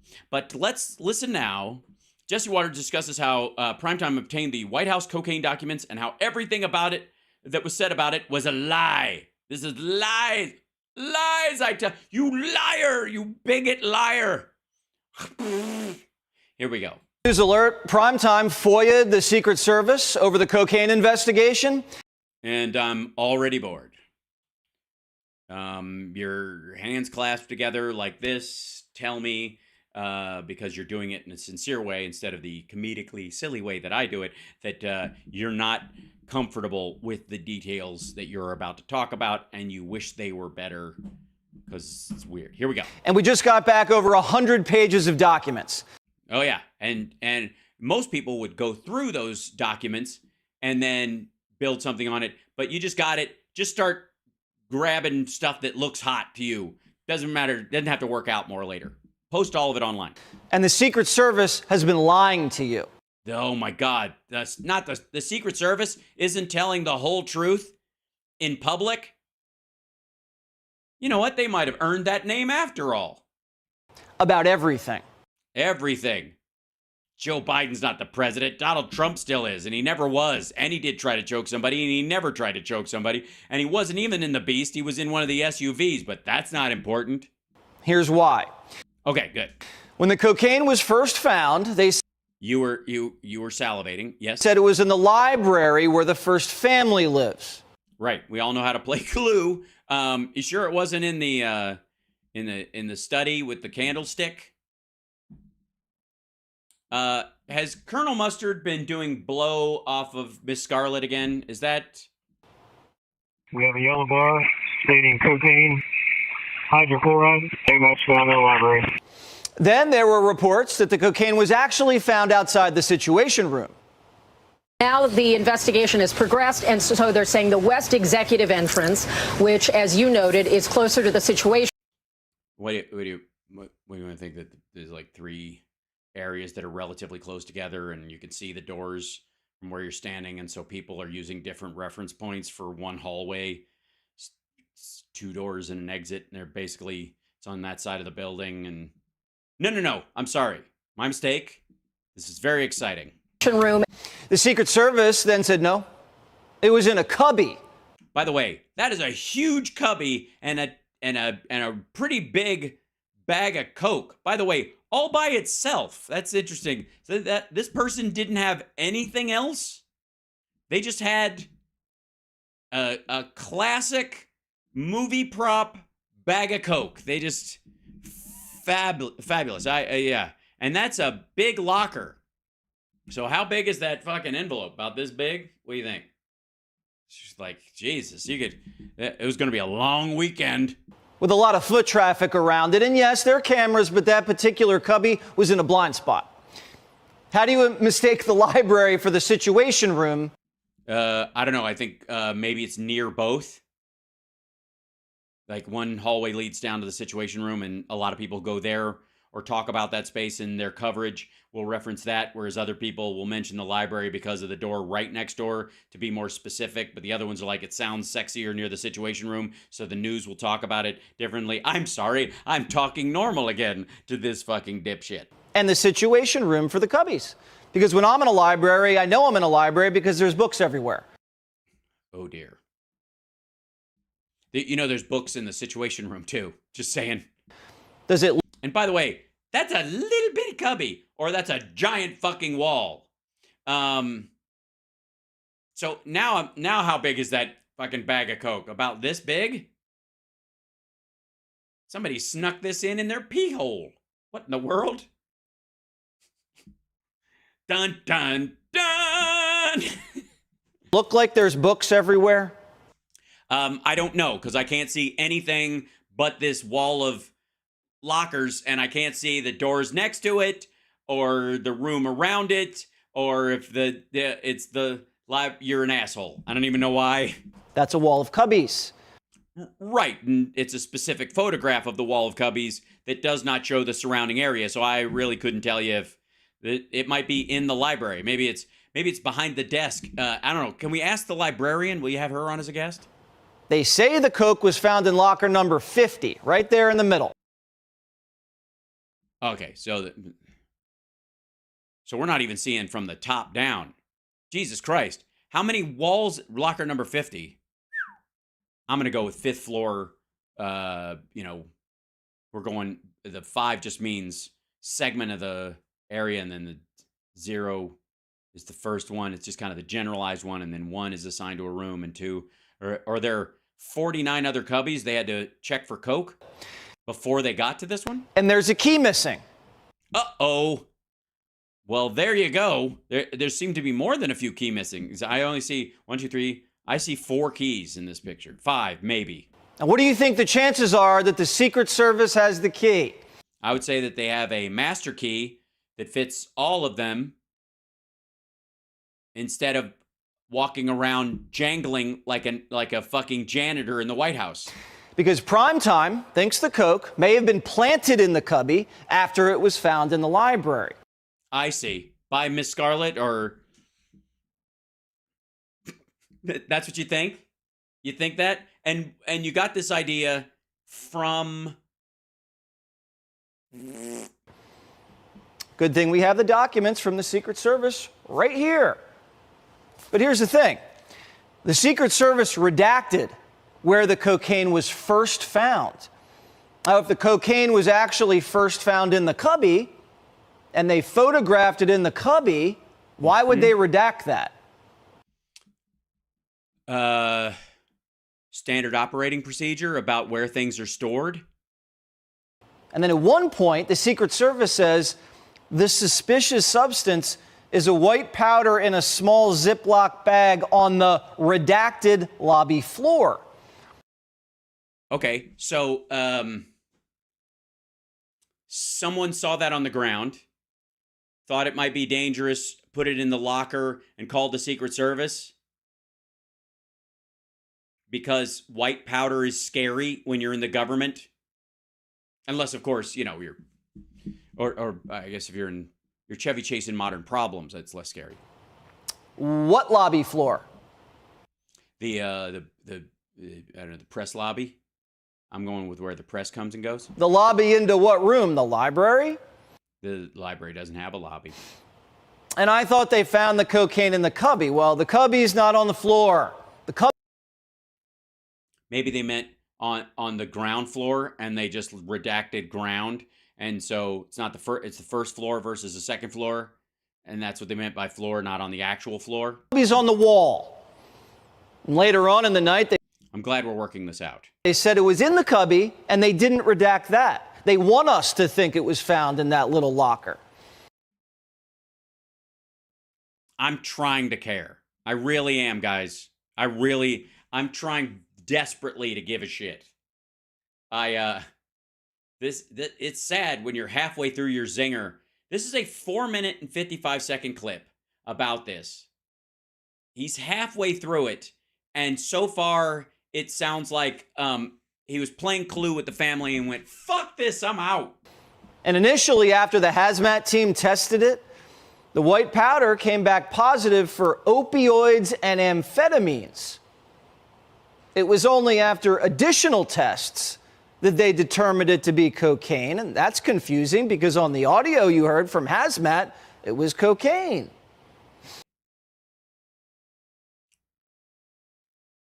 Riveting. A white powdery opioid? That's fentanyl. Maybe. I thought these tests were supposed to be accurate. So far... Well, they do generic tests and then specific tests, and also it could have been mixed. A lot of times, coke can be cut with fentanyl, but it can be the vast majority of it is cocaine. So when you test it further, it'll test as cocaine, but it has traces of fentanyl in it as an opioid. That's not uncommon. This bag has tested positive for opioids, amphetamines, cocaine, caffeine, and baking soda. So it's stepped on. This is just shit. This is not professional quality dope, man. This shit is shit. This shit is bad. You mean the shit is bad like, no, this is bad shit. Like, the shit is bad? No, this shit isn't worth shit. It's shit. Anybody caught on the street with this would be killed. What movie? But here's where it gets even more suspicious. It's not suspicious so far. It feels like I'm suspicious where you learn to read. Also, why are there now 7 bags of coke and a guy talking into his wrist? I mean, I've seen people fucked up before, but even the crazy ones don't talk into their shirt sleeve. Told us they didn't find any DNA, but the documents say they did. Remember, the coke baggies been blown up. The Secret Service took the evidence from Quantico and they destroyed it. They didn't want the FBI to have it. But there's more evidence that they did. Well, it's because it tested largely for cocaine doesn't mean it was safe, and it was a toxic substance in the White House. That's standard operating procedure. Didn't destroy an envelope with 3 tubes of DNA. Where'd they get the DNA from? They got the DNA off the baggie. So the Secret Service lied. And right, and it's going to be the people who handled the baggie in the process where somebody picked it up and like, don't pick that up. Wait till the hazmat team gets here. And then, all right. So did the White House. They did find DNA on the baggie, and the DNA was processed and has been moved to an evidence vault for preservation. So the Secret Service has an insurance policy. I see. So the Secret Service is blackmailing the librarian. No. Colonel Mustard. No. We asked the Secret Service for an explanation. Thank you. A bunch of people got running scared. I love you. I love all of you in the chat room. Running scared. And they said, oh, it's secondary DNA. But the initial Secret Service report clearly said there was no DNA found and there is no physical evidence. But the documents show they're keeping a DNA sample in an evidence locker. Right, in case they have to charge somebody later because they've excluded that person because they weren't around when it would have been dropped off, and in case later it comes back that they were the one that was handling it, and they were like, oh, I found this, oh shit, because they thought somebody saw them with it and whatever. Is this so Biden's dog bites another agent, they have something? Yeah, that's what it's for. Yep. Case closed. This is you spent all day on this, right? You got 44 seconds left. We don't know. All right, well, 44 seconds of we don't know. And the Secret Service told Primetime they may end up destroying the DNA evidence at some point down the road, you know. Right, if there's not a case, you can't maintain DNA samples forever without a court order. Protocol. Right. Primetime. By the way, I would like to remind you that apparently Jesse Waters is arguing that if there are samples of DNA at any site that's suspicious or criminal, or suspected of being criminal, that law enforcement keep that DNA and categorize it in perpetuity forever in a database so that they can keep track of where you've been all the time, even if you were just in a place and leaned against a wall. I'm asked the Secret Service, why didn't you take DNA samples from your suspect list? They said they would have needed a court order. Right. This tells me 2 things. They didn't have enough evidence to point to anybody in particular being there. The Secret Service didn't want to crack the case. Yeah, they're not an investigatory body most of the time, but... Or the Secret Service knew the coke was found in the library. And they didn't want to get rid of the librarian. They didn't want to get fired because she's like, just the fucking... If she could find a fucking book for you, you need a fucking book, man. She fucking could find that book for you, bitches, in like 2 fucking... Ow! Shit. Welcome to the library. Ha ha! What do you need? There it is. How about that? I've worked here. I'm 71 years old. I've worked here for the last 50 fucking years, baby. And yeah, there's your book, there's your book, there's your book, there's your book. So yeah, most libraries are slow. Not this one, bitches. And put it in a cubby. Uh-huh. And close the case. Hey. But they didn't close the cubby.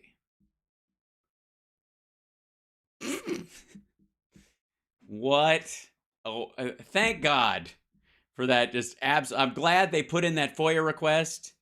It's just gutsy and smart. And can I show you something awful real quick? Just real quick. We don't even have to do the clip. I just want to show you. This is Mark Levin's thumbnail. That's Mark Levin's thumbnail. Biden would rather trash America than our terrorist enemies. That's the thumbnail for that. You know, I'm always kind of amazed when there are moments when Mark Levin can cross that line. Still exists. Now, real quick. This is going to be relatively boring compared to our other stuff, but I think it's worthwhile. Biden met President Xi today at the White House, or no, in San Francisco, in Woodside, California. This would be that video. Here we go. 2, ready. There's We're in. Open the door. Ready. Doors. Ready. Pop. Ready. Marine opening the door for Xi Jinping when he'd probably like to put him down. Hello. Ready. Close. Winnie the Pooh. Ready. Winnie the Pooh. Ready. Ugly little fluffy old duck. He hates that.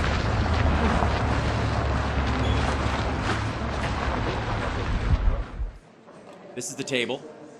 They're just waiting for the bread course to come around. Everybody's belly's gurgling, you know. Oi, oi, oi, oi, oi. Here you get to take the pictures. There we go. A little. Well, Mr. Let me read these. Oops. The audio isn't particularly. And a pleasure, particularly as it relates to our summit today, and for the APEC leaders meeting this week. Look, this time of year, about a year and a day ago, we met in Bali on the sidelines of the G20.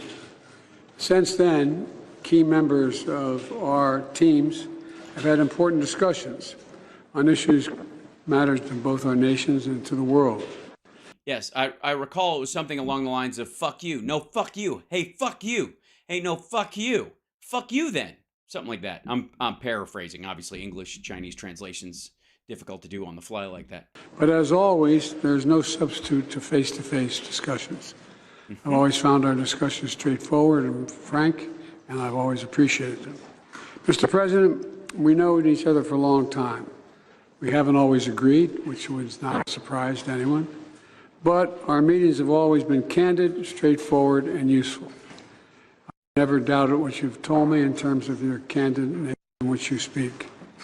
I value our conversation because I think it's paramount that you and I understand each other clearly, leader to leader, with no misconceptions or miscommunication. This is not a friendly APEC. This is not how you start one of these things when you're planning to launch a new trade deal. We have This is a Dear John letter is what to this ensure is. that competition does not veer into conflict. And we also have to manage it responsibly, that competition. That's what the United Where's this going finally? This is going, this is Biden negotiating the extraction of U.S. business from China in as soft an approach as possible to basically giving Apple, our first $1 trillion company, the ability to exit China with a soft landing someplace else, building other factories. And the day those factories are done, up and running, and pass muster, everything gets shut down in China. That's it. Fucking, they're just going to leave shit. They're going to take their chips with them and fuck off. United States want and what we intend to do. I also believe it's a world wants for both of us. Candid exchange. Mm-hmm. Listen to that. I think this is what the world wants for us, a candid exchange. Yes, half the world wants America to tell China to fuck off, and a third of the world wants China to tell us to fuck off. We also have a responsibility to our people and the work in the world to work together when we see it in our interest to do so. And a critical global challenges we face, from climate change to counter-narcotics to artificial intelligence, demand our joint efforts. So look at that. It's like climate change, which you're not going to do anything about because of coal. And, of course, chips, which you aren't going to get any of the good ones. You're going to be stuck at 7 nanometers for the foreseeable future, and you're never going to go smaller than that. And then, obviously, fentanyl, you fuck. I look forward to beginning this discussion, and I welcome you, and the floor is yours, Mr. President. And again, welcome back.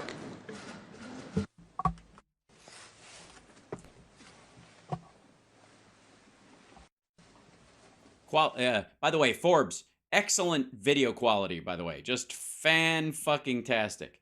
Is this set on shit? Hold on. Yeah, that's the highest it goes. 480. Good job. Yeah, it's really, it really spared no expense. Mr. President, good morning. Coming here, I think of your trip to China when But okay, first of all, the fucking split audio on this is aggravating. But let me tell you something. When I went to China and had a meeting with the propaganda ministry there so that we could film in certain places, and I was very aware when we were sitting there, we were being corralled. I made it fun and I was joking around and trying to be friendly and just the host of the show.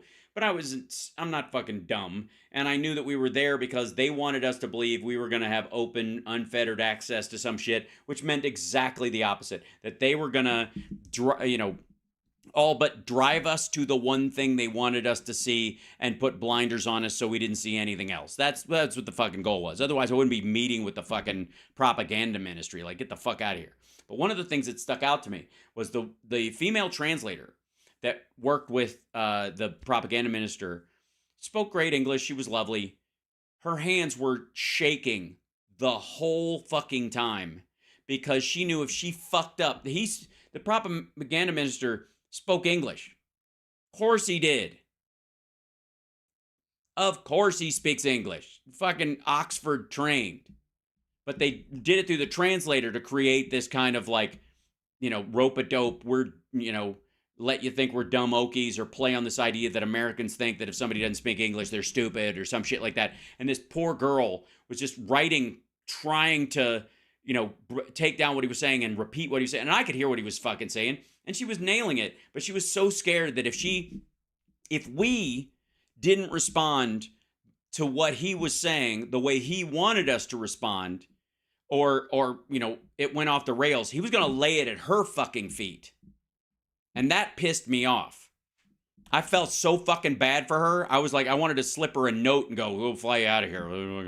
We're going to shoot a segment where you can see what Oakland's like. Was the Vice President of China. We had a meeting. It was 12 years ago. I still remember our interactions very vividly. And it always gives me a lot of thoughts. Last time we met in Bali, you said it was a year and a day ago. A lot has happened since then. Yes, our economy has completely collapsed. Oh, there's a Biden presser soon? The world has emerged from the COVID pandemic, but is still under its tremendous impacts. The global economy is recovering, but its momentum remains sluggish. Industrial and supply chains are still under the threat of interruption, and protectionism is rising. Yeah. Did you hear that? Supply chains are still under pressure, and protectionism is rising. They are absolutely not. Supply chains have opened up all over the fucking place. It's just that the chain doesn't start in China anymore. All these are grave problems. No, not for us. The China-US relationship, which is the most important bilateral relationship in the world, should be perceived. No, I would say to a class of investor, possibly. The most important bilateral, and I guess you could spread it out because the EU is a bunch of different countries, but the US-EU is the most important bilateral relationship in the world. And envisioned in a broad context of the accelerating global transformations unseen in a century. It should develop in a way that benefits our two peoples and fulfills our responsibility for human progress. China-US relationship has never been smooth sailing over the past 50 years or more, and it always faces problems of one kind or another.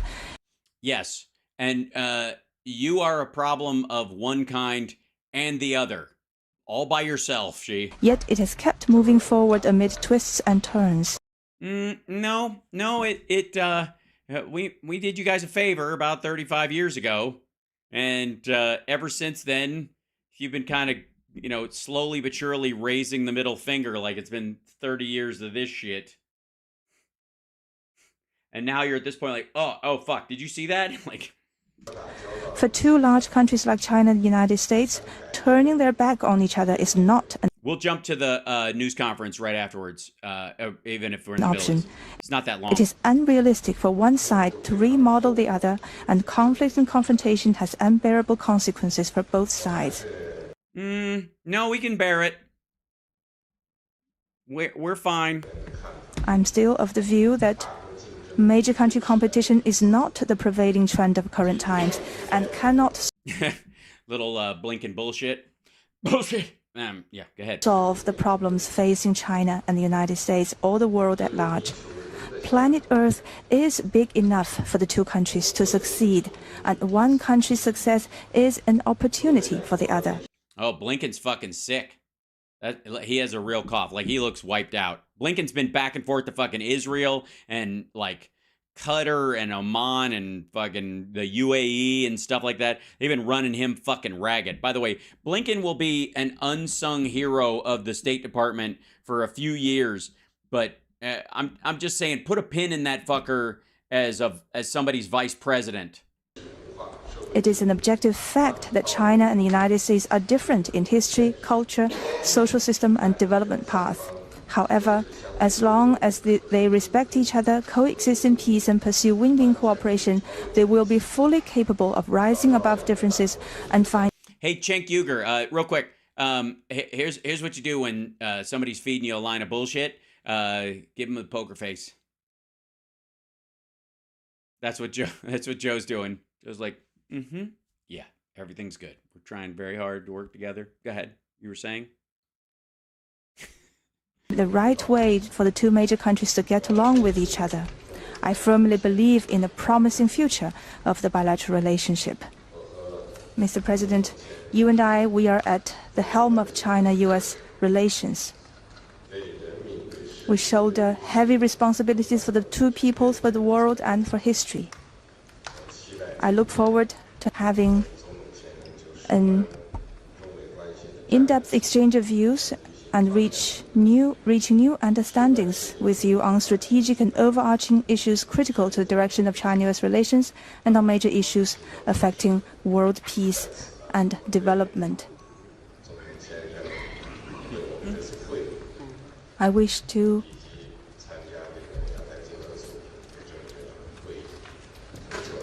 There's a big contextual sentence there. She has to wait until he gets through most of the words to figure out how he means what he means. thank you for your thoughtful arrangements for our meeting today and for our participation at the APEC meeting. Thank you. Well, thank you, Mr. President.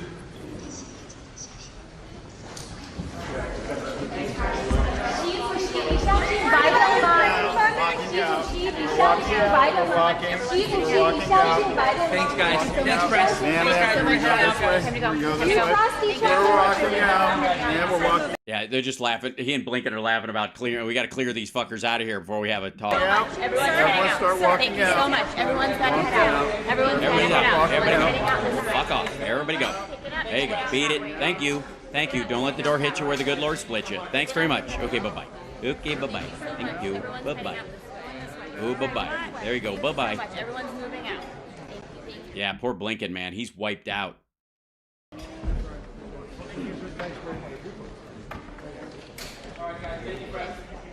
thank you. Got it. Everyone's got to head out. Everyone's got to head out. Everyone's got to head out. Everyone's got to head out. Yeah, I gotta say, maybe this is projection on my part because I fucking love the dude, but Biden's got that old CEO who doesn't take shit attitude in these particular situations.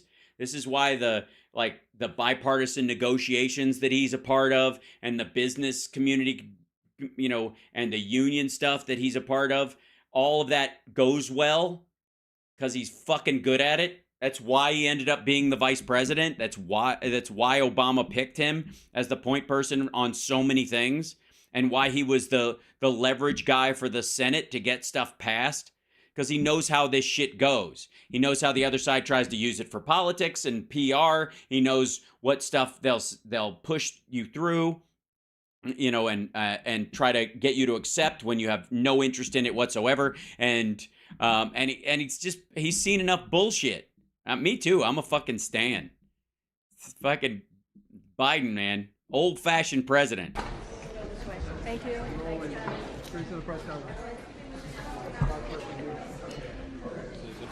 It's like one of those things where you see somebody pitching something to Warren Buffett. You ever seen one of those videos? You ever seen, you know what I'm talking about? You ever seen one of those things where like they take one of these old like billionaires and they like some dude's like, and if you do this and maybe crypto could build it, and they're sitting there going, mm-hmm. 1 second. Can I get a glass of water? Go ahead.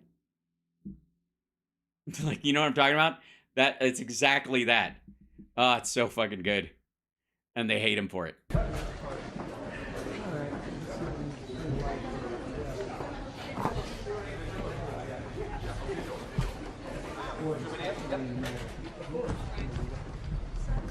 And pack your shit.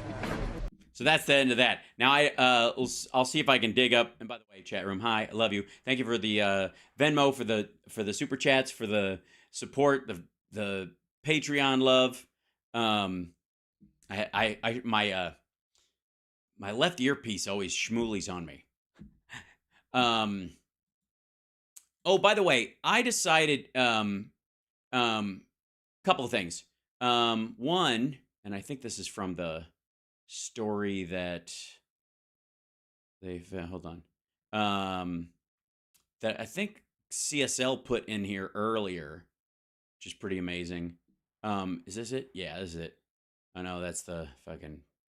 It was from the article, not the actual. This kind of thing with yeah, Trump was up here. There it is. Yeah, it's this story where hold on, go back. Where Trump the story about him, his Truth Social losing a shit ton of money. I talked about this on Steph's show this morning. They talked about it a little bit, but Truth Social reported a loss of $31.6 million since its launch. And can I just say that that's fucking hilarious? And you know, and not surprising to anybody who's watched any of his other stuff. It's you know, Truth Social is the Trump stakes of social media. But I also I think the phrase Trump ugly has to mean something now. That's a standard for just how awful something is. This bit, this is him trying to be a tough guy, and woof. Just woof. Like the orange and the, like, dude, get a facial. Smooth your pores out. Holy shit. Like, right? He looks like somebody just picked all the spines off a hedgehog and he uses it for a chin. Yeah, no flag pin either. You're right. In court, lost his flag pin because fuck America. That's where Donald Trump is right now. Also, this little area right here that he keeps forgetting to put the orange stuff on, or he keeps rubbing his ear and then it comes off on his thumb, also under his eyes. That's not that surprising because I'm sure this orange shit burns your eyes if you get it in there because it's toxic as fuck.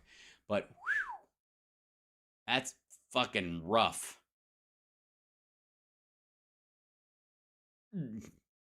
Anyways, I grabbed that picture earlier and we'll be using it in a thumbnail. Fair warning at some point. I'm going to see if we can have that. Let's see, the Biden, let's see. Biden press conference. When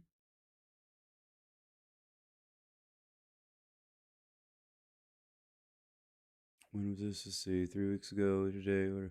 Biden holding press conference after meeting with Chinese President Xi Jinping. That's on CBS News live. Watch live. Joe Biden holds press conference. There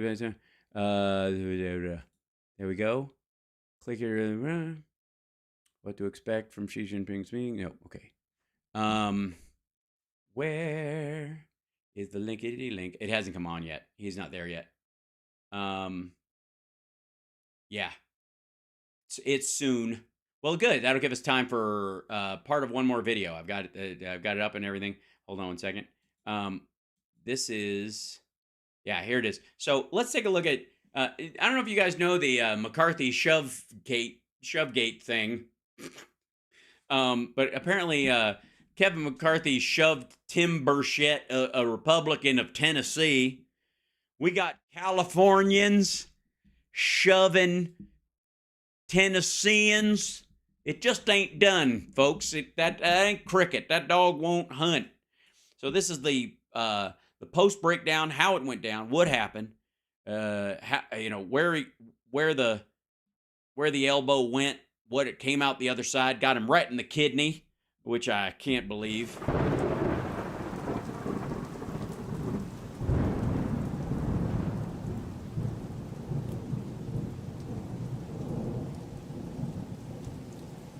Right in the kidney. Weird. So let's see what happened. Congressman, explain to us what happened with you and Kevin McCarthy. Well, we were in a mild embrace. I was doing an interview with... just like this one. Anyways, I'm fine. Claudia from NPR. A real interview, not you. I don't know who you are. Lovely lady. And when she... and not you, tiny little man dressed like Trump. She was asking me a question, and at that time, I got elbowed in the back, and it kind of caught me off guard because it was a clean shot to the kidneys, and I... What?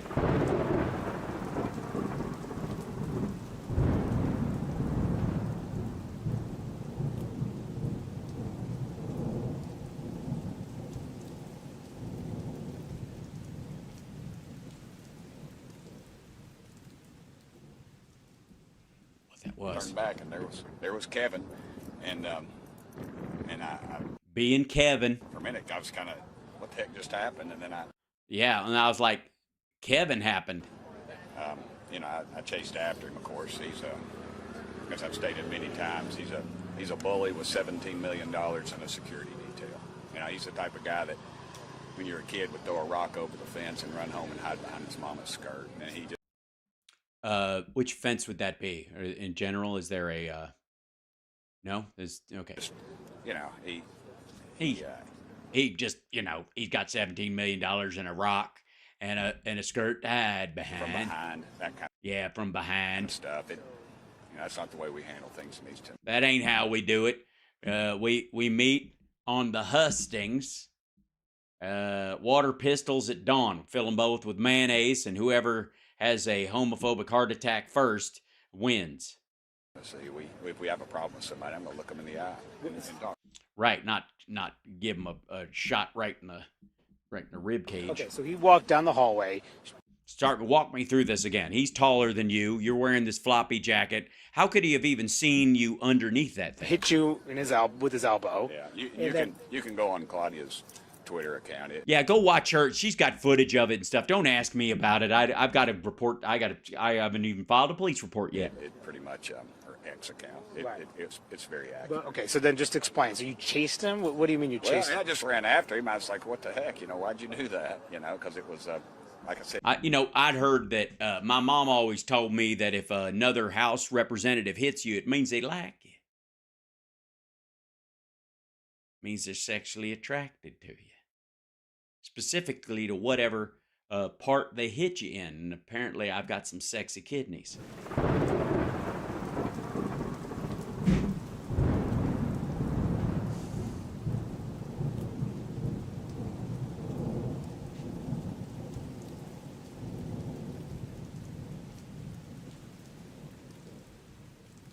Rumor has it. If you've ever been hit in the kidneys, it's a little... No, son of a bitch.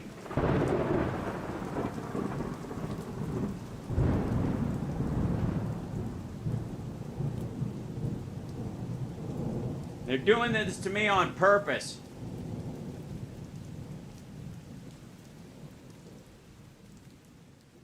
Sorry, where were we? A little different. You don't have to hit very hard to cause a little bit of pain, a lot of pain.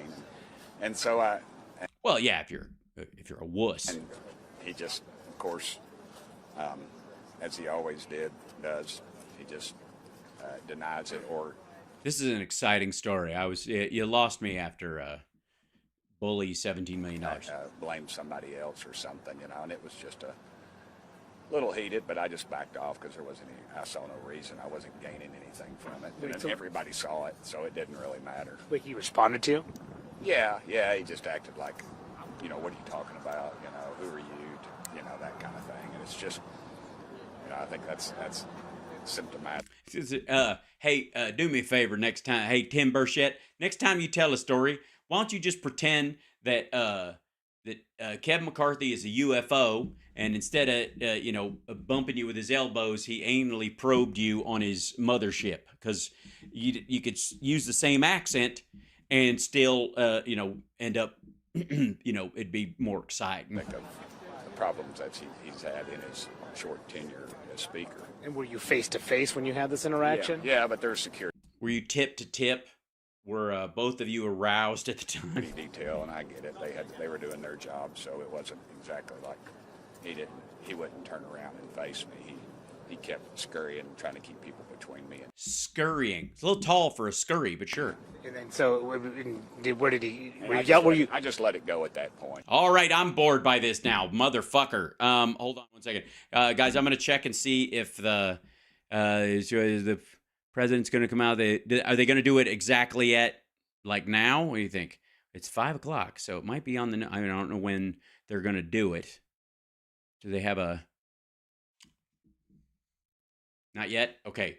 Hold for a second. I'm going to check with something, see if I can go long, because got to check out my girl. Talk amongst yourselves. Give me 1 second.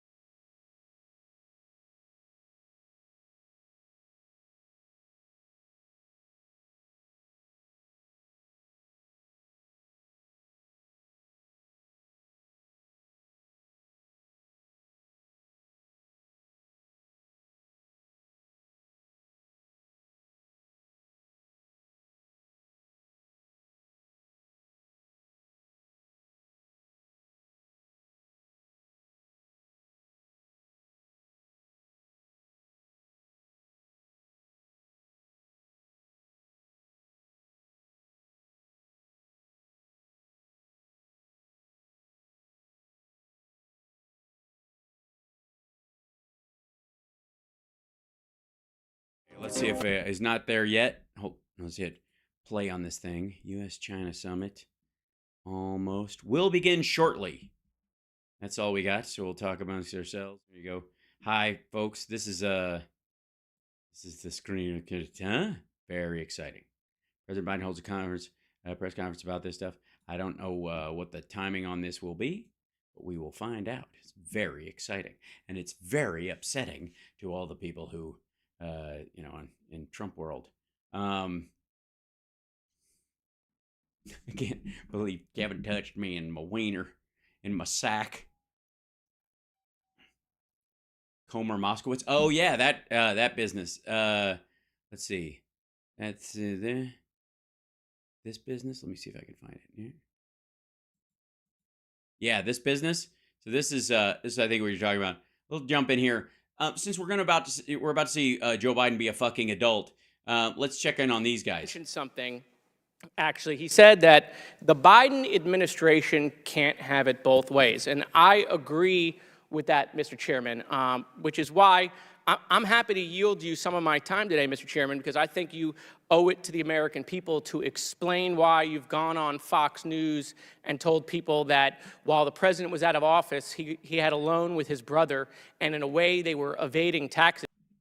By the way, no one is present at this. So one of the greatest things about this is that this is one of those committee hearings where everybody goes on the record and they work through some shit, but I don't think there are any witnesses in this. Like mid-GSA after they're all done, after witnesses are gone.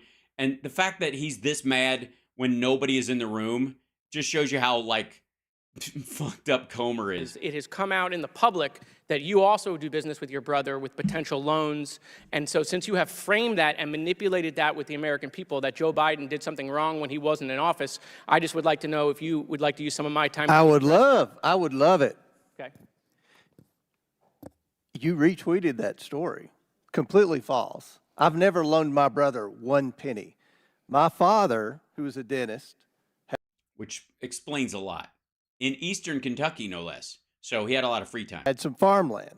He died, and my brother couldn't afford, he wanted to sell it, but he wanted to keep it in the family. So he didn't want to sell it, but he didn't have any money, and you wanted to buy it from him, and so you worked out a scheme. bought it from my brother. That story that you tweeted also said I had a shell company. That is bullshit. This is the chairman of the committee, by the way. It says chairman right there. Honest to God, like, I'm occasionally embarrassed by how much I swear on this show. If I really get carried away and I'm aware of it, that I'm like, man, I'm fucking around with some fucks today.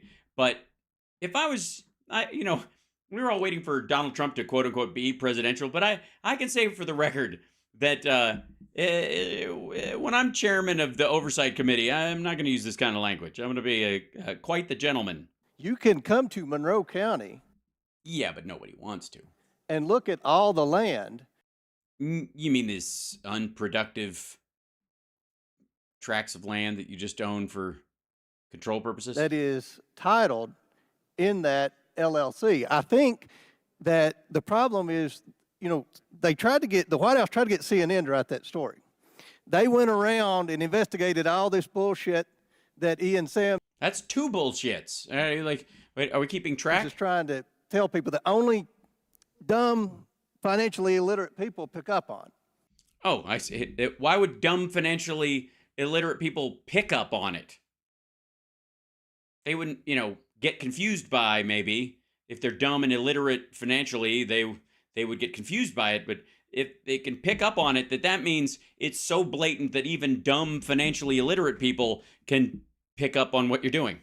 And said that it was a shell company because it was an LLC. They're so financially illiterate. What's the difference in what you're saying about the Biden family's LLCs? They're all LLCs. That you think because something says LLC, it's a shell company. Project much. This company, which I financially disclose, has properties. Yeah, it's got properties. I don't have properties. It has properties. Okay. It manages over 1,000 acres of land. It does? It must be exhausted. For hunting purposes. Really? It manages the hunters as well? It owns different properties. Owns different. I'm one of the largest landowners in my home area. Right. Yeah, we don't think you're a man of the people. Nobody's under the impression that you would have gotten this office just on your wits, your will, and your awareness of the issues. Okay. I went to the bank and I borrowed money. You borrowed money? Really? It's a weird word to crack on. Area. Mm-hmm. Okay. I went to the bank and I borrowed money. I borrowed money. I sure did, man. I borrowed money. Hee hooty. And I'll set up that land. And don't you know I got a bear stuck in a hole. And I bought that land. I borrowed that money and I bought that land. Get wires from Romania, China. My family doesn't get wires. No? No, you don't wire money. You just write checks. You just hand bags of cash from the weed you grow illicitly on these properties you manage for hunting purposes. Okay. Okay. Never loaned my brother money. Nope. You just loaned him land. Don't have an LLC.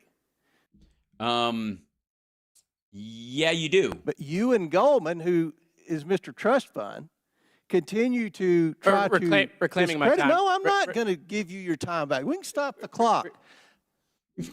We can stop the clock. Let's just argue about this right now. This is shitty shit. You're making me feel like I'm trying to make Joe Biden feel, and it doesn't feel good. It's even worse because Biden ain't feeling this at all. It's just me. So fucking fuck. You all continue to, you look like a Smurf here just going around and all this stuff. A Smurf just going around and all this stuff. I think it's because he's wearing a blue suit. Is that the attempt at that? Because he doesn't come across as very Smurf-like to me. Now listen, Mr. Chairman, you have. I'm going to tell you no, something. Hold on. If we're not on time, we can disinformation. You have gone on TV and said the president did something illegal. You're doing stuff with your brother. This is good. This is good. Can I interest you guys in a video involving Cenk Uygur and Shmuley Bateach?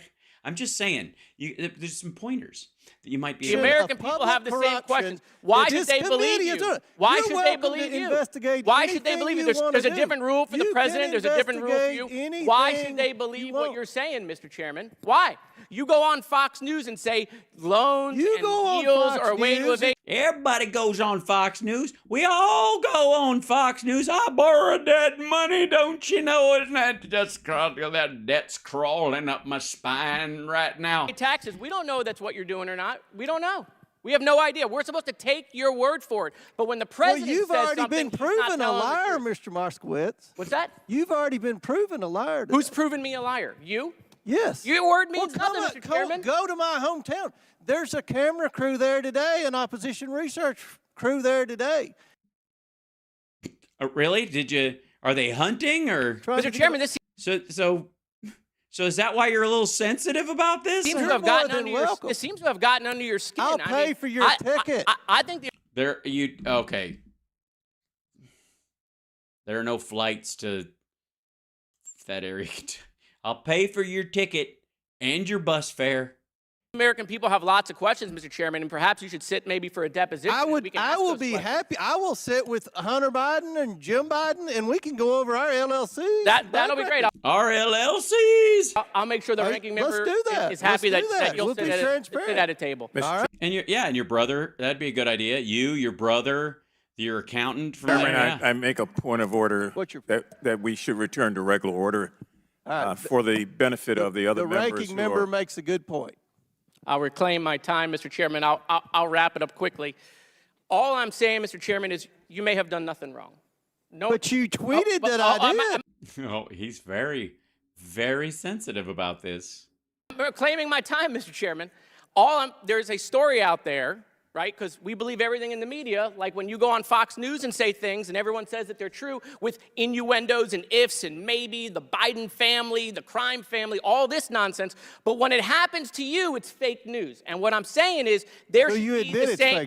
I'm reclaiming my time, Mr. Chairman. There should be the same standard. You said at the beginning of this hearing, the Biden administration can't have it both ways. Neither can you, Mr. Chairman. I yield my time back. Thank you. Kaboom. Yeah. I think he got smurfed. I'm just gonna say, I think clearly it was a very smurfy experience for him, and you don't play with the business end of a smurf. I'm just saying. Is this thing open yet? Hold on. Nope. We'll begin shortly.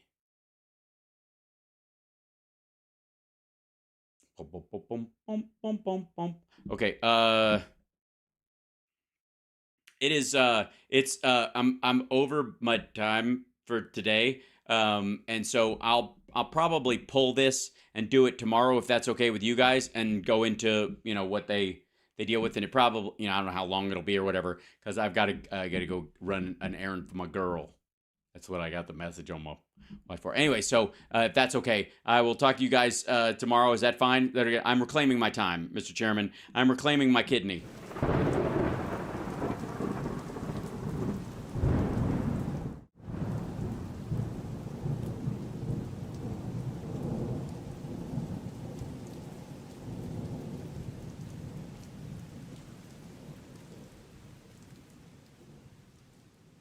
And how?